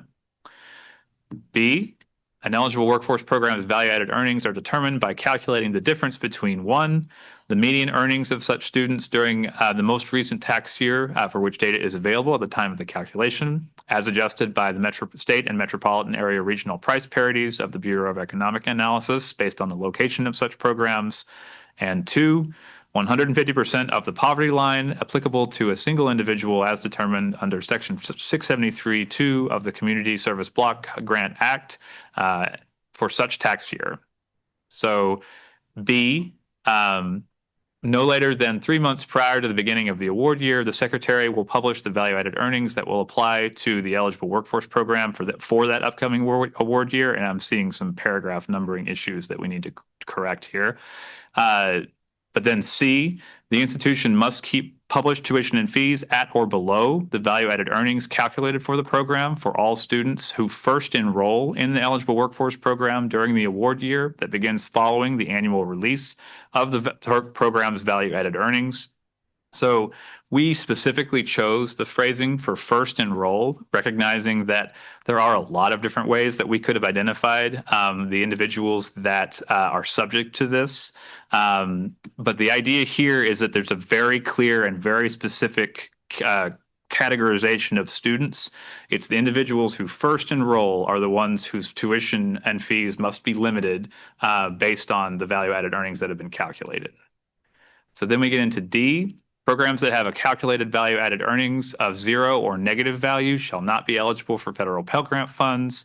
And this is an interpretation of the departments that the concept of negative tuition is nonsensical, and the institution can't charge that. Therefore, programs that are in that situation cannot be eligible for Title IV aid because they can't meet the conditions for the value-added earnings here. Going down to E, the institution must provide, upon request, evidence satisfactory to the secretary that its published tuition and fees do not exceed the published value-added earnings for that award year. F, in calculating the value-added earnings for an eligible workforce program, the secretary uses student completion data that the institution is required to report to the secretary to support its administration of or participation in the Title IV HEA programs, to compile a list of students who received federal Pell Grant funds and who completed each program during the cohort period, after which the secretary provides the list to the institutions and allows each institution to correct the information reported by the institution on which the list was based no later than 60 days after the secretary provides the list to the institution. So I'm going to pause there for a second. That's the process that is currently outlined in the financial value transparency regulations, whereby the secretary calculates a completion list, a completers list of individuals who completed the program according to our records during the cohort period, provides it to the institution, and the institution makes corrections based on its internal records. So just so everyone understands how we're obtaining this information, institutions, as part of the normal process of administering the Title IV programs, have to report enrollment to the department through the National Student Loan Data System. They report enrollment for all individuals who borrow direct loan funds at their institution. They report for individuals who receive Pell Grant funds at their institution. And there are a small number of students for whom they report who receive direct loan funds at a prior institution, and even though they have not received funds at the current institution. So the National Student Loan Data System has information on all individuals who will have obtained Pell Grant funds, and therefore it's a complete list of the individuals that the statute identifies in this case. Okay, so going down to paragraph 2 here. We would then obtain from a federal agency with earnings data the median annual earnings of the students on each list, as provided in paragraph G of this section, which we'll talk about in just a second, and then we would calculate the value-added earnings and provide it to the institution. Okay. Here's the difficult one. In G, we're describing how the department would expand cohorts of students and if there were situations where we did not have a large enough cohort to calculate a value-added earnings. The idea here is what we talked about a little bit in the discussion on completion and placement rates. The secretary is concerned about very small programs and programs that are always likely going to be small. Not having the information necessary, and not having a sufficient number of students necessary to calculate this value, especially since a federal agency with earnings data is always going to have privacy considerations for very small programs. Therefore, in the department's view, we need to have as many students as possible included so that we get a value-added earnings calculated for as many programs as possible. So, 1. If the final list of students who completed the program 3 years prior to the award year includes at least 50 students, the secretary sends information about those individuals to the federal agency with earnings data. So that's the cleanest and simplest version of this. 2, if the final list of students who completed the program 3 years prior to the award year does not include at least 50 students, the secretary adds students who completed the same program during the prior award year to that list. And then if we don't get to 50, we send, and if we get to 50 with those 2 years included, we send that list to the federal agency. If we still haven't gotten to 50, we include another award year. That's what we're getting to down in paragraph 3 here. And if we have 50 and when all three of those award years are included, we still send that to the federal agency with earnings data. If we don't have 50 after 3 full award years are included, then we will go to number 4. If we still don't have enough completers after all 4 full award years, we will then go to number 5. In which case, we either do not calculate the value-added earnings if we don't have at least 30 students, and then if we have at least 30 students, we will send that number of students to the federal agency with earnings data, with the hope that they'll be able to identify a sufficient number of earners to calculate a value-added earnings. So before I want to go on next to H, but then I'm going to pause again. For each list submitted to the federal agency with earnings data, the agency returns to the secretary the median annual earnings of the students on the list whom the federal agency with earnings data has matched to earnings data in aggregate and not in individual form. 1, and this is the important piece, if the federal agency with earnings data includes reports from records of earnings on at least 16 students, the secretary uses those median annual earnings to calculate a value-added earnings for the program. But in 2, if the federal agency returns less than 16 students, returns earnings data on less than 16 students, the secretary does not calculate the value-added earnings for the program for the award year. So I'm going to pause there just for a moment. So the reason that we have the concept of 50 being the threshold for the first 3 award years and 30 being the threshold for the final award year is that if at any time the secretary sends its list of students to the federal agency with earnings data and the federal agency with earnings data does not have at least 16 individuals with earnings, no value-added earnings will be calculated for that program, and that's largely for privacy reasons. The department practically is unable to go back and forth with the earnings agency. For example, we send over a list, they don't have enough, we come back, we calculate it again, we send over another list, they don't have enough, we go back. It's just practically impossible, especially if we want to get accurate information from the institution about who the completers are in the cohort. Therefore, the idea with 50 for the first 3 years and 30 in the final year is that the department is attempting to maximize the likelihood that we will calculate a value-added earnings for a program, first by having larger numbers of individuals that we send to the federal agency with earnings data, and then in the final year, attempting to send at least some students to the federal agency with earnings data, even though it's not a full 50, in an effort in the hopes that they'll be able to obtain earnings for a sufficient number of individuals for us to calculate a value-added earnings for the program. So I know that's a lot, but we've heard a lot of questions about the secretary's reasoning for 50 versus 30. I wanted to try to give a rationale for why it's designed in this way. We're certainly open to other ideas, but that's the reasoning for the design that you see in the amendatory text. So now we're going to scroll down to the last part of this. When calculating the value-added earnings, the secretary includes completers from all eligible workforce programs with the same 6-digit zip code. This is in for a couple of different reasons. First, for practical reasons, the 6-digit zip code is the base unit of program identification in the National Student Loan Data System.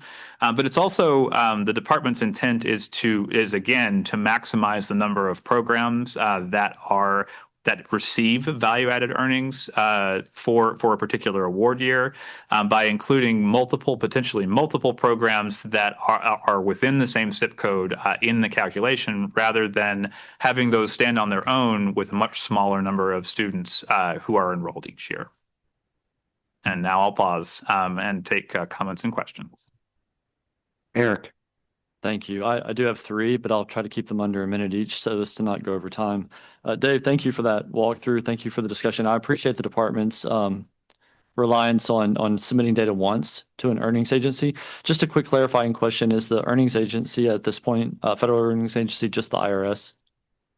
So we don't establish who the federal earnings agency is. I will say that we because of our past experience with the IRS, we are thinking about them as one of the most likely candidates, but we're not committing to that one way or the other at this stage. Thank you. In terms of the bottom of page 31, where it says shall not be eligible for federal Pell Grant funds, I did want to ask, at what point would the institution know that they are not eligible? And would they have students that are currently in workforce Pell programs that would thus be not eligible for that funding? So we have talked about this internally. The department's intent here is to give institutions as much lead time as possible. But first, to know in advance that there is a likelihood that the program could potentially have very low value added earnings in a future year, but also to calculate that value in advance of the year to which it applies. So, for example, if it's going to apply on July 1st, the department would endeavor to provide the value added earnings at least 3 to 6 months prior, and potentially earlier if we can, so that the institution has some time to work with its students and to take steps to prepare to potentially end the program's eligibility or to reduce its tuition if necessary to the value-added earnings limit. Thank you. I think there's reasonable nature there that would be helpful for communicating with the students. Third, as far as the language at the very end and Roman numeral 5, and at the bottom of 2 under H and F, each of those value-added earnings that are not calculated, does that still impact the ability for the institution to make the program eligible, or does that go against the eligibility of the program? So if at any stage the department is unable to calculate the value-added earnings after it goes through all the steps, I just want to make sure I'm getting your question right. If we go through all the steps and either we can't get at least 30 at the end of 4 award years worth of students, or if we send the completers list to the agency with earnings data and they can't get at least 16 individuals with earnings, then there is no value-added earnings calculated for that program, and thus there is no limit on published tuition and fees for that program. Preston. Thank you very much. I really appreciate this very well thought out proposal to implement the value added earnings section of Workforce Pell, which I think is probably the most critical component of the new program. I did submit a memo yesterday morning, because I do foresee that there is one issue here where at the beginning of Workforce Pell, when no students have gotten Pell Grants yet in the program, and therefore we cannot see them in the earnings data because the Department of Education does not have their Social Security numbers, the Secretary is actually not going to be able to calculate the value-added earnings for the first several years that the program is receiving Workforce Pell Grants. For my constituency, which is taxpayers, this is a bit problematic because this could potentially result in programs getting Workforce Pell funding for several years, even if they are not in compliance with the value-added earnings requirement. And so in order to address this, we put forward a proposal to when the Secretary is unable to calculate value-added earnings for whatever reason, either because it's too early or potentially because they are not able to get to at least 16 students, would allow the Secretary to assess compliance with the value-added earnings standard based on alternative administrative data. We have the regulatory language that would allow the governor to submit data on the earnings of program graduates as part of the certification process for each Workforce Pell program. They could use alternative administrative data sources such as the state unemployment insurance system, or potentially some cross-state consortium if they're able to get that data, potentially the post-secondary employment outcomes data set. And the Secretary of Education would then use this alternative data to assess whether the program is likely to be in compliance with the value-added earnings standard down the road based on this initial earnings data. The proposal does provide some flexibility for the governor, recognizing that they might not be able to get the value-added earnings exactly the way that it is defined in the law. The proposal would allow the governor to substitute earnings 1 year after graduation instead of 3 years in case it's a relatively new program and they don't want to wait 3 years. And would also allow the governor to rely on annualized earnings data, so quarterly earnings, which you might see in an unemployment insurance system, multiplied by 4 to get an annualized figure. But We put forward this proposal because we do recognize that there are going to be some circumstances in which we cannot get a value-added earnings measure, but we still want to be able to get an idea of whether the institution, the program is going to be in compliance with the VIE standard, is likely to be in compliance with the VIE standard based on that alternative administrative data where available. So we submit that memo for your consideration, and thank you very much. Thank you, Preston. Aaron. Just a couple of things. One is I do think, understanding it seems you guys have with the data waterfall, I mean, you're giving yourselves a lot of opportunities to build a sufficient cohort, but in theory, there could be times when you're not calculating rates and you probably do need some language in here, kind of like with the accountability regs where it says, 4 years that a value added, rate is calculated, et cetera, just to make clear sort of how the pass works, if there's a pass or whatever, and we can help with that but I think the mechanism definitely needs to be there. I'm interested in maybe this is what Chance is going to cover, but I just want to understand better what you guys consider 3 years prior to the award year. And, because I'm sort of just trying to think through, maybe we'll see a graphic up here, but if 28-29 is my award year, is the third year before that 25-26? What year for which earnings are actually being measured? Is that what's coming up? Yeah, and actually, now that you mention it, it might be a good idea for us to go through the example before I'll hold further my question. I think that's a good idea. Now, is everybody amenable to having that example? I think that's a good idea. Yeah. So let's turn to Chance, and we'll turn it over to him. He'll be up at the podium, and he'll go through an example of how this would work in practice. Okay, we're going to pivot to Chance Russell, who's going to speak on behalf of the department. Yep. Chance Russell, Department of Education. Go ahead. Get the slides going. And Aaron, if you want to skip to just the third slide, I think here, third or fourth slide.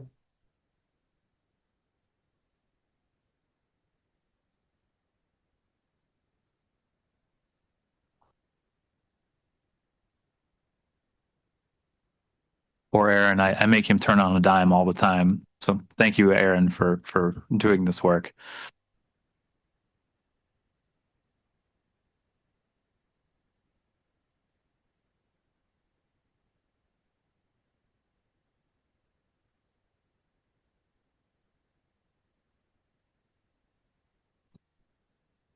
I was just going to add a digital copy. It all has also been submitted to all the negotiators as well.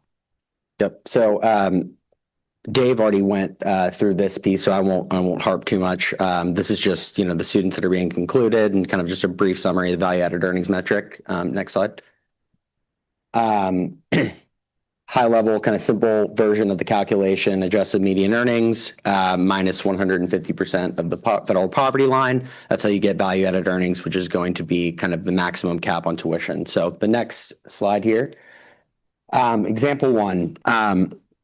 This example is applicable to the 29-30 award year. So we're looking at a hypothetical university in Arkansas where the 3-year median earnings are $25,000 and the regional price parity index that Dave mentioned is 86.5. So we can see that we adjust those earnings because that regional price parity index is below 1. These earnings are adjusted upward.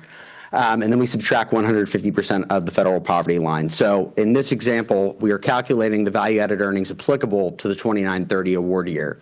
So the maximum that an institution would be able to charge in published tuition and fees would be $7,122. Next slide. Another example here, hypothetical example of a university in Alaska.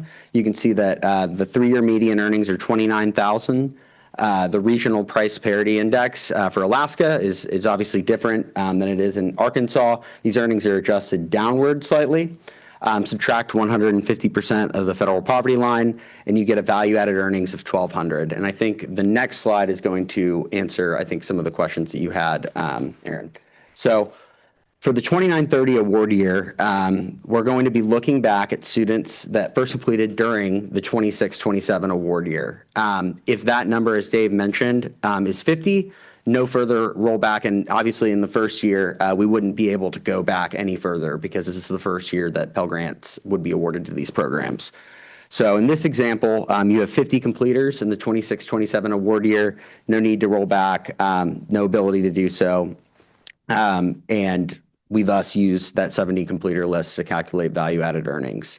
The next example, in the next slide here, so this is where we start to get into the roll-up. If you could go to the next slide, I think that would be helpful. Perfect. So University of ABC, we're looking at the median, or we're looking at the value-added earnings calculation for the 2032-33 award year. So going 3 years back, we've got 10 completers in the 29-30 award year. That is not enough to hit our metric of 50. So we move back to the 28-29 award year, which had 30 completers. We're still under 50 for those total 2 cohorts. So we're at 40. So we need to go back yet another year. And in 27-28, there are 15 completers during that award year. So we hit 55, the process stops. If it were to be the case where, let's say, it was 10, 10, 10, we're at 30, we'd need to go back again to the 4th award year. We didn't hit 50, but we are above 30. So thus, we would use that 40 number to send to the federal agency with earnings information. If it were to be, let's say, 5 completers in each of those 4 award years, we would never hit 30, so thus the value-added earnings calculation would not be applicable. So yeah, we'll keep you up there, Chance, for some questions about specifics here. Who would like to begin? We had the prior queue. I don't want to dismiss those of anyone relative to the calculation, but do we have specific questions for Chance? Let's ask those, starting with Aaron, then Jeff. So for your example where we're measuring for the 29-30 award year, what's your earnings year? What's the tax year for which you're sampling earnings? So we would be measuring earnings. It would be, I guess, 2.5 years out for some of these students because we're measuring students that completed within the 26-27 award year. Yeah. So that would be at least 6 months. I guess if we're starting the process at least 6 months prior, that would be getting my fiscal years and award years mixed up here for a second. It would be the earnings measured within July 1, 28 to June 30, 29. But it's tax year, right? So we're talking about a 12-month calendar year for which earnings are being measured, correct? I mean, it says that's right. It says during the most recent tax year. Right. Okay. So here's my comment, right? So if we're in award year 29-30, the most recent tax year for which you can probably pull earnings is probably 2028 at best, right? So we're talking about students who may have graduated as late as December 27. And I just want to make sure we're all really clear that we're going to be measuring the earnings of students potentially 13 months after they completed this program. And, my concern here is whether that is, and I'm looking at the statutory text. I get you. It says 3 years prior to the award year. And yeah, I don't know if Congress really got this or not. Who knows? But I'm interested in the department exploring how it might think about interpreting 3 years prior to the award year.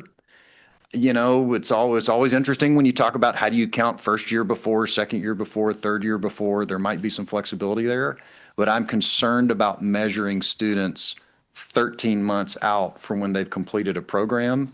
I think most of the accountability frameworks, a lot of the literature I've seen typically contemplates a period that is a little longer than that. And so that's why I asked the question. I just want to make sure we're all real clear. It can be hard to tell when you're thinking about award years and fiscal years and earnings years and all those things to really think about the months and the spaces between.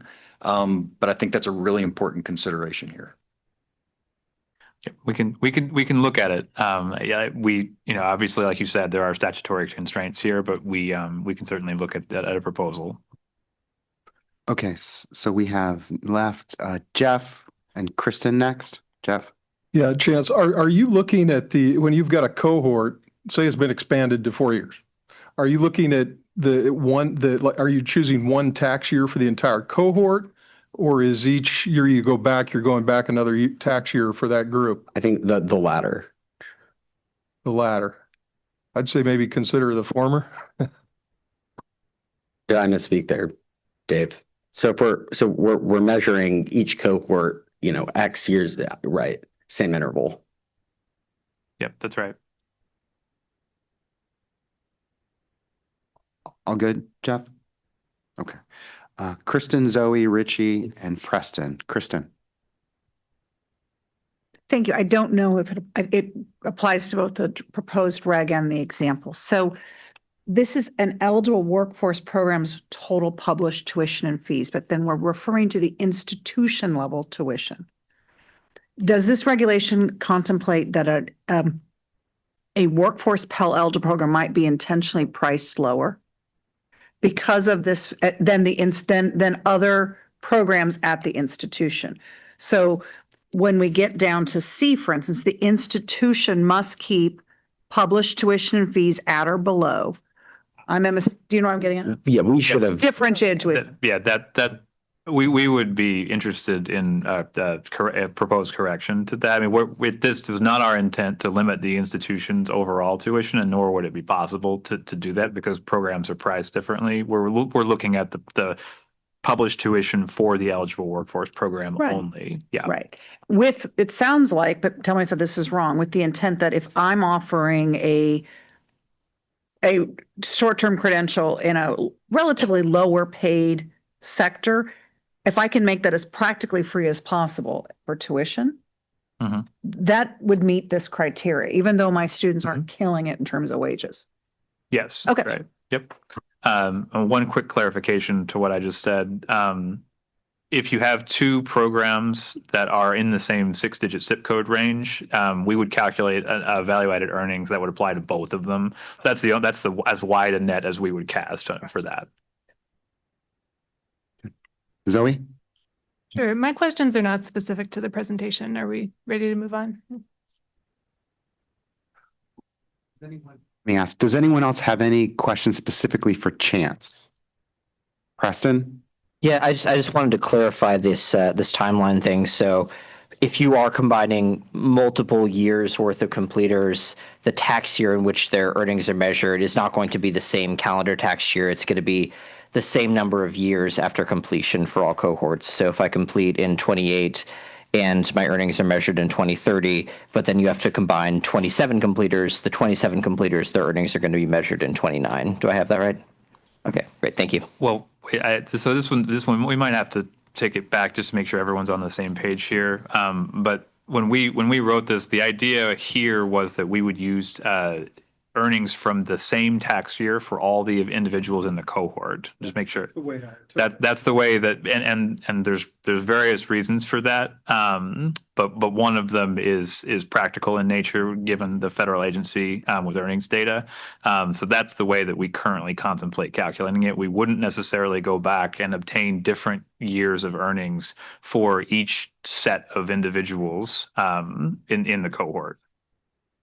Could I just say something on that real quick? So right now we do that in the college scorecard. So the college scorecard currently combines two sets of completers from different years and then actually measures their earnings in different calendar years. So if you have 16, 17 completers and 15, 16 completers and you're measuring 3 years later, you have both calendar year 2019 and calendar year 2020 earnings for those. So I think we are already doing that for other programs. I think it would be okay to replicate that here. And I also just think for consistency's sake, we should be measuring, the same number of years after completion for all students, because otherwise we're artificially inflating the earnings of programs for which we have to combine more years of students. Because if you are combining 4 years, potentially you're going back then 5 or 6 years to actually measure the earnings for the people who graduated 4 years prior.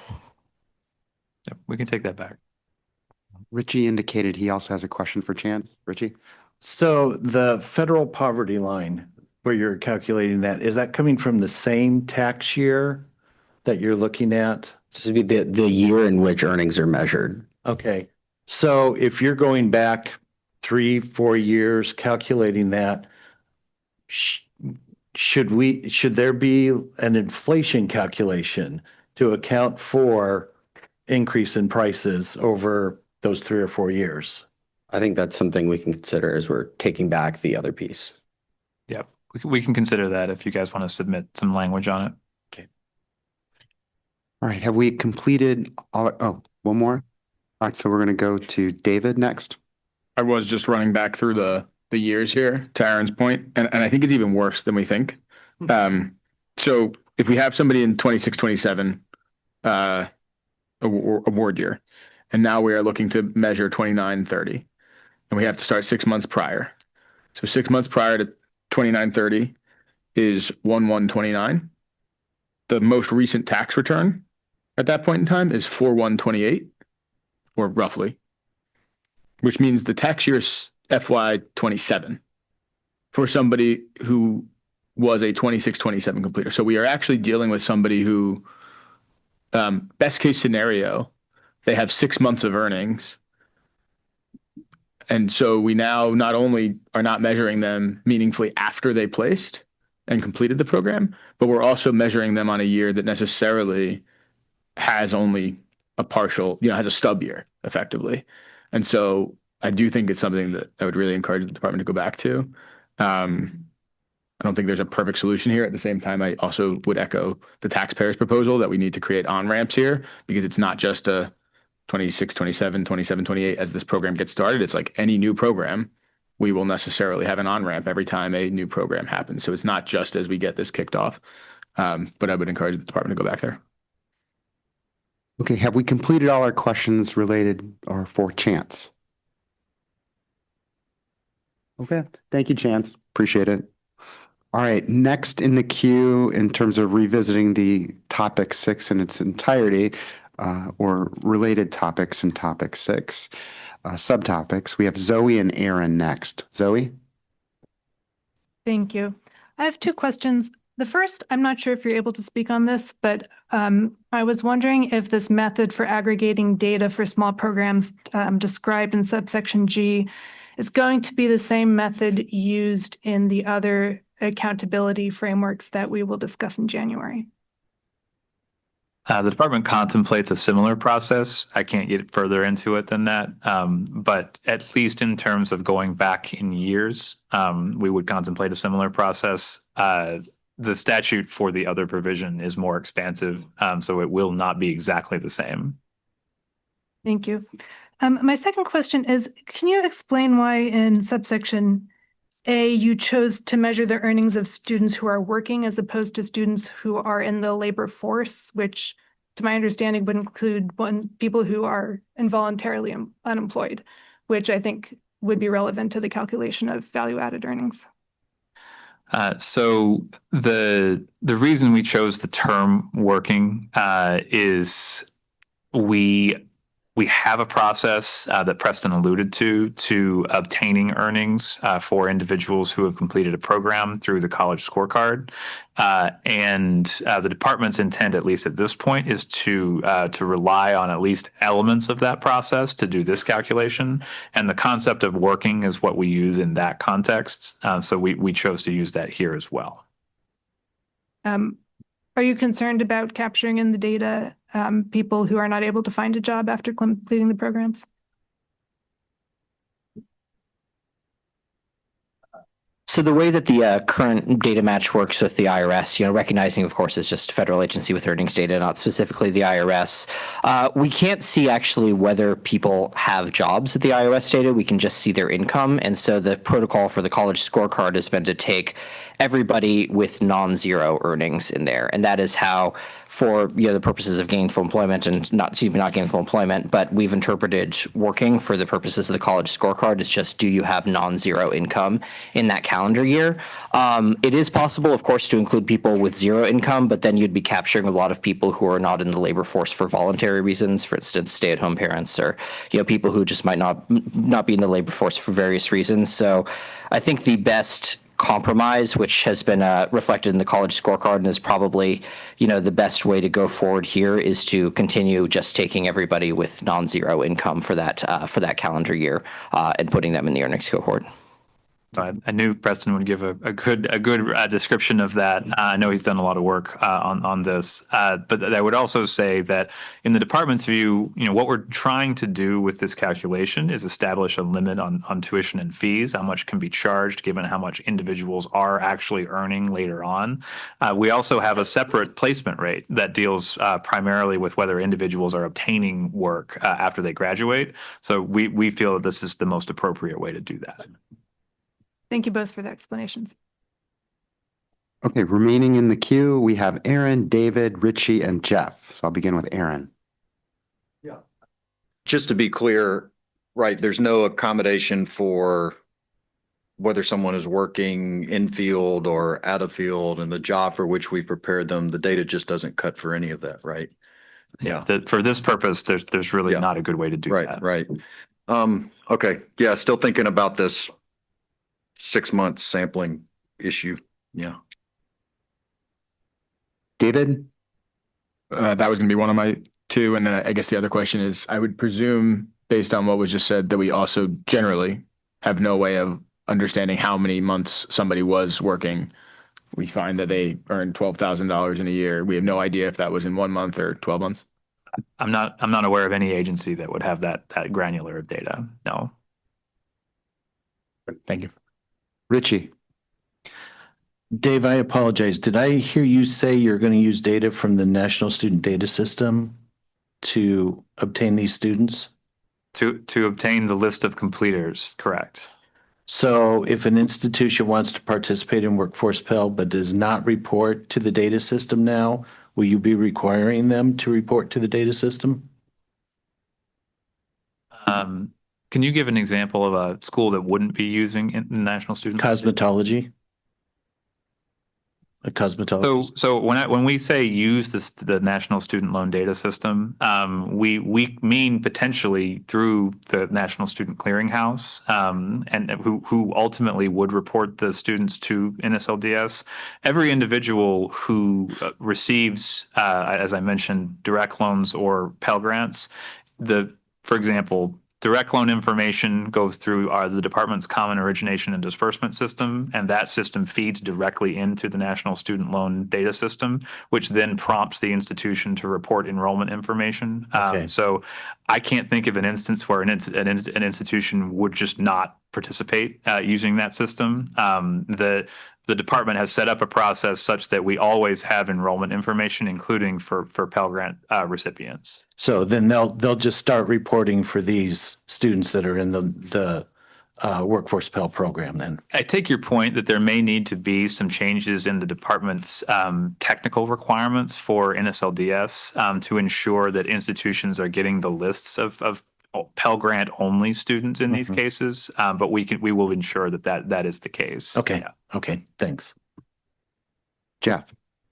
In our presentation earlier today, we identified, or there were likely workforce Pell Grant programs identified, and a list of like 15 programs, for example. But I mean, and this is just to point it out. I don't know that there's a solution, but at least 6 of the programs of the 15 listed probably aren't going to pass this test. And I think there might be others. If you look, you could look at scorecard data for some of those fields to try to get some idea, but certainly the earnings from Workforce Pell program are going to be less than they are from an associate degree or other diploma programs. So just to highlight that the potential list of programs gets narrower and narrower.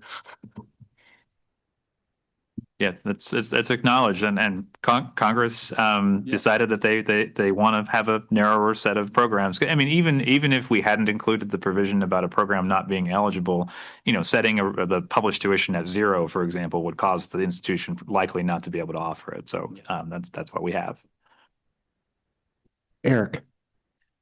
Going back to the question about lists, in the correction of those lists, does that include institutions adding students that did not receive Title IV aid, but still completed the program? Individuals who did not receive Title IV aid should not be on the list. So we would, if that were to happen, if they showed up on the list, the instructions to the school would be to correct the information in NSLDS to ensure that they do not appear in the final list. Okay. Because the statute provides that it's a completer who received Pell Grant funds for the program. For the program specifically. And just to clarify one more thing, Dave, the 70% of students that are expected to find job placement, we go beyond that group of students for the measure of value added earnings, correct? Okay, thank you. David, Sorry, can you actually just clarify what you just said, Eric? I'm just running back and forth. Dave, would you like to clarify? Do you mean who? The piece about going beyond in the 70%? Sorry. Well, so the individuals who are included in the 70% calculation are not the exact same group that we're calculating here, because it's a different separate set of students. That's what I was getting at. Yeah. Helpful. The point I was going to ask about, and transparently, I'm not necessarily advocating for this because I can see pros and cons here. You created this long and thoughtful waterfall to try to get us to an end size that matters. Was there any consideration of, instead of doing that, which also now leads to some of the noise we're hearing about comparing kind of disparate time periods that somebody's been out of a program, to instead think about just expanding to not just students who received Pell, but to any students who completed the program? And I do understand the limitations within the statute, but I could envision a world where, I mean, the statute doesn't detail the rest of this either. I can envision a world where you could even get maybe comfortable with something that made that comparison, and instead of making it 150%, made it 175%. Again, I'm just throwing darts out there. I'm not even advocating for this, but just curious your thoughts. Yeah, the practical downside of that is too great for the department because we would need a statutory change in order to obtain information about non-Title IV recipients in the National Student Loan Data System. So we'd have to have that data come from some other source, and that's the point at which it would be very, very challenging for the department. Not impossible, but extremely challenging. Jake, did you want to comment? Yeah, I'd also like to follow with that. I think there's an explicit statutory command here. It says the total amount of published tuition and fees for the program. That really doesn't allow us to open it up for, people in programs outside of that one. It's very specific. I mean, to the extent that you're correct, this is not all enumerated in statute. That's where the, interpretive duty of the agency, but we also can't, change statute here. And where it is specific, we have to stay within those lines. My point is, maybe like the program is a phlebotomy program at University X. Here we are looking at phlebotomy, University X, students who receive Pell is my understanding of the ring fence. And I'm proposing still phlebotomy, still University X, but students who did not receive Pell, and I heard that it can't be students who did not receive a loan of any kind, because naturally they wouldn't be in the system. But you could envision that there is a broader parameter that brings in more students here. They just aren't Pell students. Jake, one sec. Let me take a quick look at the statutory text.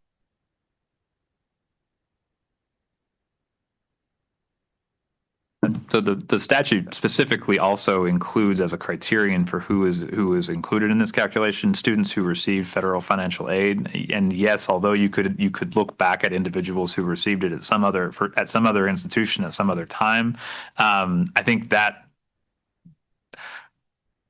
would be an odd way of calculating it, because we don't know we don't know why those individuals were borrowing at some other institution. We really had in mind here that it's individuals who received aid for the particular program, and we think that's the congressional intent. Yeah, I appreciate how thoughtful you all have been on this. It is a bit of a rock and a hard place. Either way, we're going to have to breach the language of 3 years prior or received federal aid under this title. So one of those two is going to need to get. I mean, and given the number of folks who have brought up concerns about this, if you guys are willing to sort of chat with one another and come up with a shared proposal, I think it would be helpful to the department. Aaron? Well, I'll add a little to that, and then we can do that. So the way I read it, what the statutory language says is for each award year, you're measuring earnings for students who completed the program 3 years prior to the award year. Those are the tent poles. My first question for the department, I'm not putting you on the spot now, but before we draft any language again, it would be helpful to know if the department would be open to potentially interpreting 3 years prior, like in your work case where you're determining for 29-30 to be 25-26 as opposed to 26-27. So interpreting in a way that there would be 3 years between the year that award year students graduated and the award year for which you're measuring, as opposed to 2 years. So that's question one. That's We would be interested in that language. We could look at how far we could stretch our interpretation of the statute for that. spectacular, because I think that is the more sensible approach if you guys can get comfortable with that. The alternative, and it is interesting to me, the statutory language does not speak to the relationship between the earnings year and the award year, right? It says we got a measure for students who completed 3 years prior to the award year, and it just says the median earnings of such students. It doesn't say for the tax year. It doesn't say for the most recently available tax year, or the tax year that completed 1 or 2 years prior to the award year for which we're measuring, et cetera. So in theory, there could be opportunity to try to pull earnings or measure earnings on a non-tax year basis. I don't know, and this is my question for the department and the data folks here. I don't know if there's any reliable way to do that, but theoretically, again, just theoretically, if you could pull earnings for students for the 28-29 award year, I don't think there's anything in the statute that would prohibit you from doing that, right? Nothing is mandating a tax or calendar year or any relationship between award years and calendar years. So I think there's flexibility there. I just don't know. I've never seen a system like this that didn't just sample the most recently available tax year earnings. And I assume that's because it's probably very difficult to do. So we'll work on the 3 years prior proposal. And then I guess my question to the department maybe for another day would just be, or anyone else who's a data person here, Preston or anyone, is there any reliable way to measure earnings for an award year period for students that would sort of alternatively solve this calendar tax year issue that's presented? Okay, we have Zoe and Eric. Zoe? Thank you. Just have one follow-up to my previous question about working versus labor force. And I realize that there may not be a practical way to implement changes at this point, but part of my concern is that me and many other legal aid lawyers, we find that many of our low-income clients do not file taxes, even if they are possibly entitled to a credit, because they just know that they're not required to if they earn below a certain income level. So I was curious, because we do have Department of Labor representatives in the room, and I know that Labor has been working closely with you. If anyone from Labor could speak to methodologies they use to measure income in relation to the entire workforce. Anyone from Labor? Merrick? Yeah, I'll start and I'll say that the measurements generally are happening by the states. Wage records are the common source of administrative data used. And so because our metrics look towards a quarter of earnings is one of the metrics, employment rate second quarter after which a wage record can be used to determine if they're employed, and then also their earnings, median earnings of exiters in that second quarter. So it's a quarterly metric that aligns very well with state wage records and wage records gotten from other states. So that's the primary approach used by the WIOA programs for measuring earnings. I don't know, Luke, if you have anything to add. That's it. Yeah. Thank you. Randy, then Rachel. Randy. Nice save. Couple of questions. So the regulations speak about the program and the program's value-added earnings, and it also shifts and starts talking about institutions. This is a Virginia-specific question, although it's going to apply to other states. So we have 23 individually accredited institutions, but we are a system with a board that sets policy and tuition rates and such. So for the sake of the definition of institution here, are we rolling up all 23 of our institutions and looking at their outcomes, or is it institution by institution, in which case that value earnings difference could be 23 different numbers? So it's abundantly clear to me that we need to amend our language a little bit, because what we're talking about are program level published tuition values, and that's programs within a particular institution. So, you could have 3 different eligible workforce programs at the same institution, all of which have each of which has a different value added earnings that limits its tuition. That's the granularity that we're talking about. It's not an institution level value. And I think we need to amend our regulatory text to make that a little bit more clear. Yeah. Follow-up question on that, then it states that the secretary will issue the list of value added earnings. From a timing standpoint, colleges are publishing their enrollment catalogs and that sort of thing, and it states that it is for the year after the earnings is established. If just stating probably the obvious, if that list is issued in May, it's going to be difficult. Yeah, the department, we recognizing our own technical limitations, we do intend to publish this value as early as we can prior to the award year that it applies to give institutions adequate time. But we definitely hear you that the closer that we get to the point at which the limitation kicks in, the more challenging that we're making it for institutions and potentially the individuals in this program who might not have access to it if the institution decides to discontinue it.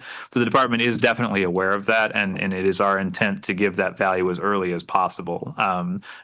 Recognizing that we still have to wait for the tax information to become available for that particular year, but yeah, so we might. That's also we're keeping all of that in mind in the context of this other discussion that we're having about how many years to go back, because I think that could mitigate a little bit of of the timing issues here. But we definitely hear you that it's a problem if the department calculates this too close to the award year to which it applies. Thank you for that recognition and the work. Appreciate it. Rachel. Thank you. I now have actually 2 questions. And follow up to that, in section, I guess it's 690-95, I think there might be 2 Bs here, but the second B, it says no later than 3 months prior to the beginning of the award year, the secretary will publish. So is that the minimum? Like you'll do it as soon as possible, but no later than that time frame. And does that in response to Randy's question? Okay. So maybe that's something to consider if that's a good enough minimum time frame. And then my main question was going to be, it's not mentioned here, so the answer is perhaps no, but I know some of my constituency was wondering, do states need to monitor institutions' published tuition to make sure that they're not publishing throughout the year at any point, that they're not publishing tuition and fee rates that exceed their value-added earnings, like what they've received back from the department?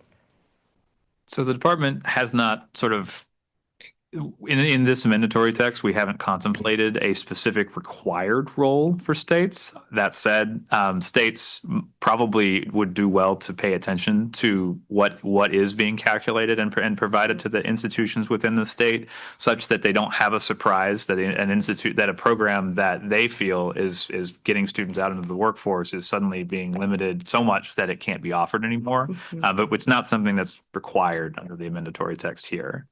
Thank you. One thing my alternate and I are contemplating is a suggestion in this section and in the section on determinations by governors to allow states the opportunity to identify who they'd like to receive this data that Ed sends back to institutions, perhaps partially for this purpose or just for general information. So that's helpful. Thank you. All right. I don't see any other cards. Oh, I'm sorry. David. Thank you. 2 data-related questions. One is, would it be possible to reference coming back to what I was discussing last time around the stub periods, would it be possible to use Social Security data, which I do believe has monthly, for those W-2s that come back? It's possible, but the department, as of today, hasn't explored that relationships in any level of detail. We did work with them in an earlier iteration of gainful employment, and we shifted to the Internal Revenue Service for a variety of reasons that I don't want to get into right this second.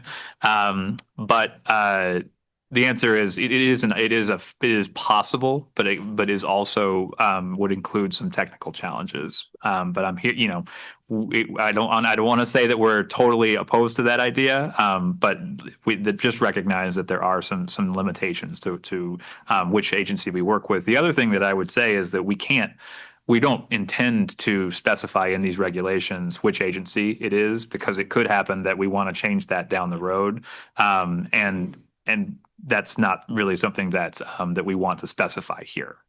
And the other reason is that we have to establish an agreement with that agency to work with this. And because the law didn't specify which agency it is, we are going to have to work with them to come to an agreement about exactly how this is all going to play out. Yeah, and I'm respectful of that. I think I could imagine some language that gave you flexibility there while still saying, like, as adjusted for time period, months worked, prorated, to the extent such data is available within the administrative data set, something like that. If I could also just go to the price parity piece, I'm glad Congress included that. There are different kind of levels at which price parity is reported. Could you maybe speak to the way in which you are seeking to come to that price parity index? Is it metro, non-metro? Is it the other ways? So the idea here is that we would use the most specific data that we have. So for example, if we have data by metropolitan area, we would use that. If that's not available for the location of the institution and the program, we would use the state level data. Thank you. I have Eric, Preston, and then Jeff. And then we also want to save a sufficient amount of time for wrap up and then planning setup for tomorrow. So what if we take that order and make our assessment from there in terms of next steps? Thank you. Okay, so let's go with Eric. Thank you. Dave, I appreciate the elaboration about the federal agency, but that also does create the anticipation that it is a federal agency and not a state agency, correct? Even though state agencies are the ones that determine program eligibility and through the governor's approval process. That's true. And again, we chose this method because the department has a clear path to doing these calculations with the agent and an agency that we can establish a working relationship with, and having that numerous different sources of data would be much more challenging for the department to incorporate. But I'm not taking it totally off the table. I'm just expressing that there are a lot of challenges to using 50 different state wages. Now, that said, as our colleague from the Department of Labor has pointed out, there may be a point in the future where those state wage data systems can be pulled together, and this information could be gleaned that way, which is another reason that if that, for example, were to go to the Department of Labor, we might be able to get that from them under the language that we have here. So we want to try to keep that language as broad as we can. All right, my understanding, we have two more comments, and then David was motioning to potentially swap out. Yes, can I just swap out for Dennis? Yeah. All right, so we're going to recognize Dennis Cariello, alternate for employers, and then we have Preston and Jeff. Preston. Yes, just really quickly on this question of earnings being measured in the same year that students graduate. I think probably the simplest solution here would be to require that earnings be measured in the first full tax year after the student graduates or later. I think that's a much more straightforward solution than potentially trying to go to other agencies besides the IRS, and we have the ability to do that now. Jeff? Yeah, I just comment. I'm pretty sure that the IRS, I would encourage sticking with that. I believe they have a more thorough or accurate picture of individuals' income versus the Social Security Administration. I recall going through some iterations of gainful employment where SSA data was a challenge. Any other comments at this time? Oh, Eric. Where do we see these data being stored on these program outcomes? The department doesn't want to commit to that specifically. However, I'll tell you that we contemplate having the information stored in the National Student Loan Data System where the calculation would be performed.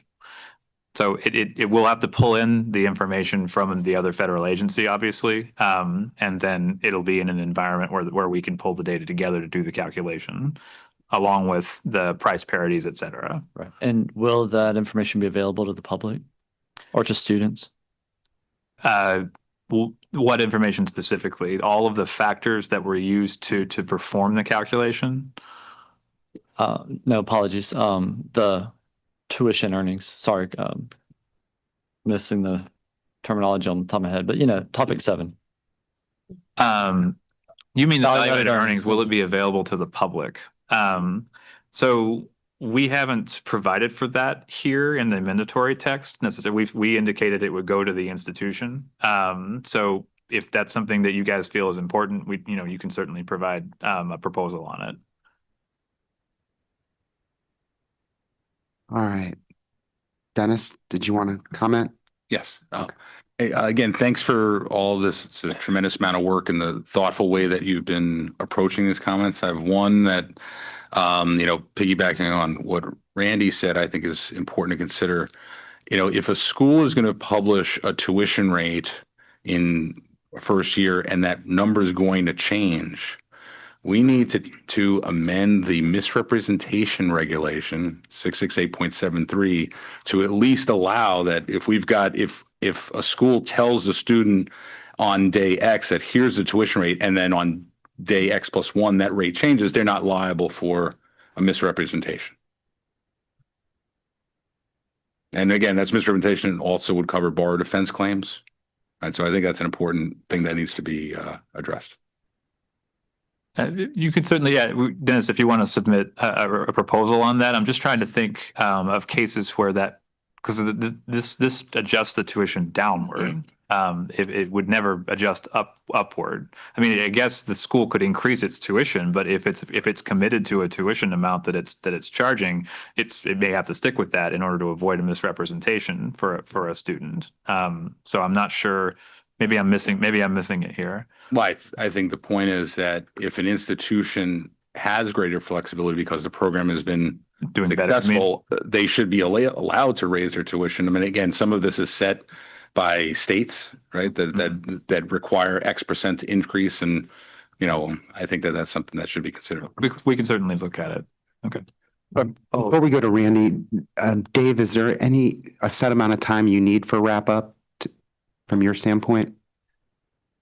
No, I think especially we have a lot of proposals to go through tonight.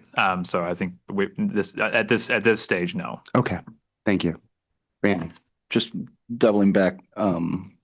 So when those calculations are done at the institutional level by program, and there are three institutions offer the same program, that program is in a rural area, suburban area, and an urban area. And I know we have a rate factor, but it is possible then that their caps could be 3 different caps, which could impact tuition potentially for 1 out of 3 or 2 or none out of 3. But okay, because we have a state set tuition rate, some could be in violation, some could not be in violation, correct? Okay. That's right. And with risking getting a little too technical here, that would depend on whether the institution is defined at the 6-digit OPEID level to include all of the campuses, as opposed to each of them having their own 6-digit OPEID, which differs by state system. Yeah. Yep. Zoe. Thanks. I just wanted to have a very brief follow-up to Eric's comment, suggesting that Ed consider adding a provision in the regs about data transparency. We're open to that. Thank you. All right. I do not see any other cards. So looking at the wrap up for today, the one topic that remains is topic 7, losing and regaining eligibility. So that will be a discussion point for tomorrow. Dave, Jake, or Jeff, is there anything you want to add for purposes of a wrap up today? I don't think so. Except that another incredibly valuable discussion today. Appreciate all of the suggestions that we've gotten. We know we've already gotten some improvements to the regulatory text, and I believe we're going to get more. So I again thank you for a very valuable discussion and for your constructive feedback. Yeah, I will say, when we start going through all these comments, in bulk and late at night, just as a reminder to try to build out the rationale a little bit so we can have some context and understand where you're coming from rather than trying to, read your minds as we're going through this. So appreciate that. All right. And then any final comments from the negotiators? All right. Seeing none, I just want to say thank you for today, committee, for your thoughtful discussion and participation.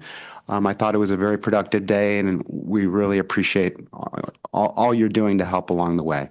So tomorrow we will start again promptly at 9 a.m. Thank you very much and have a good evening.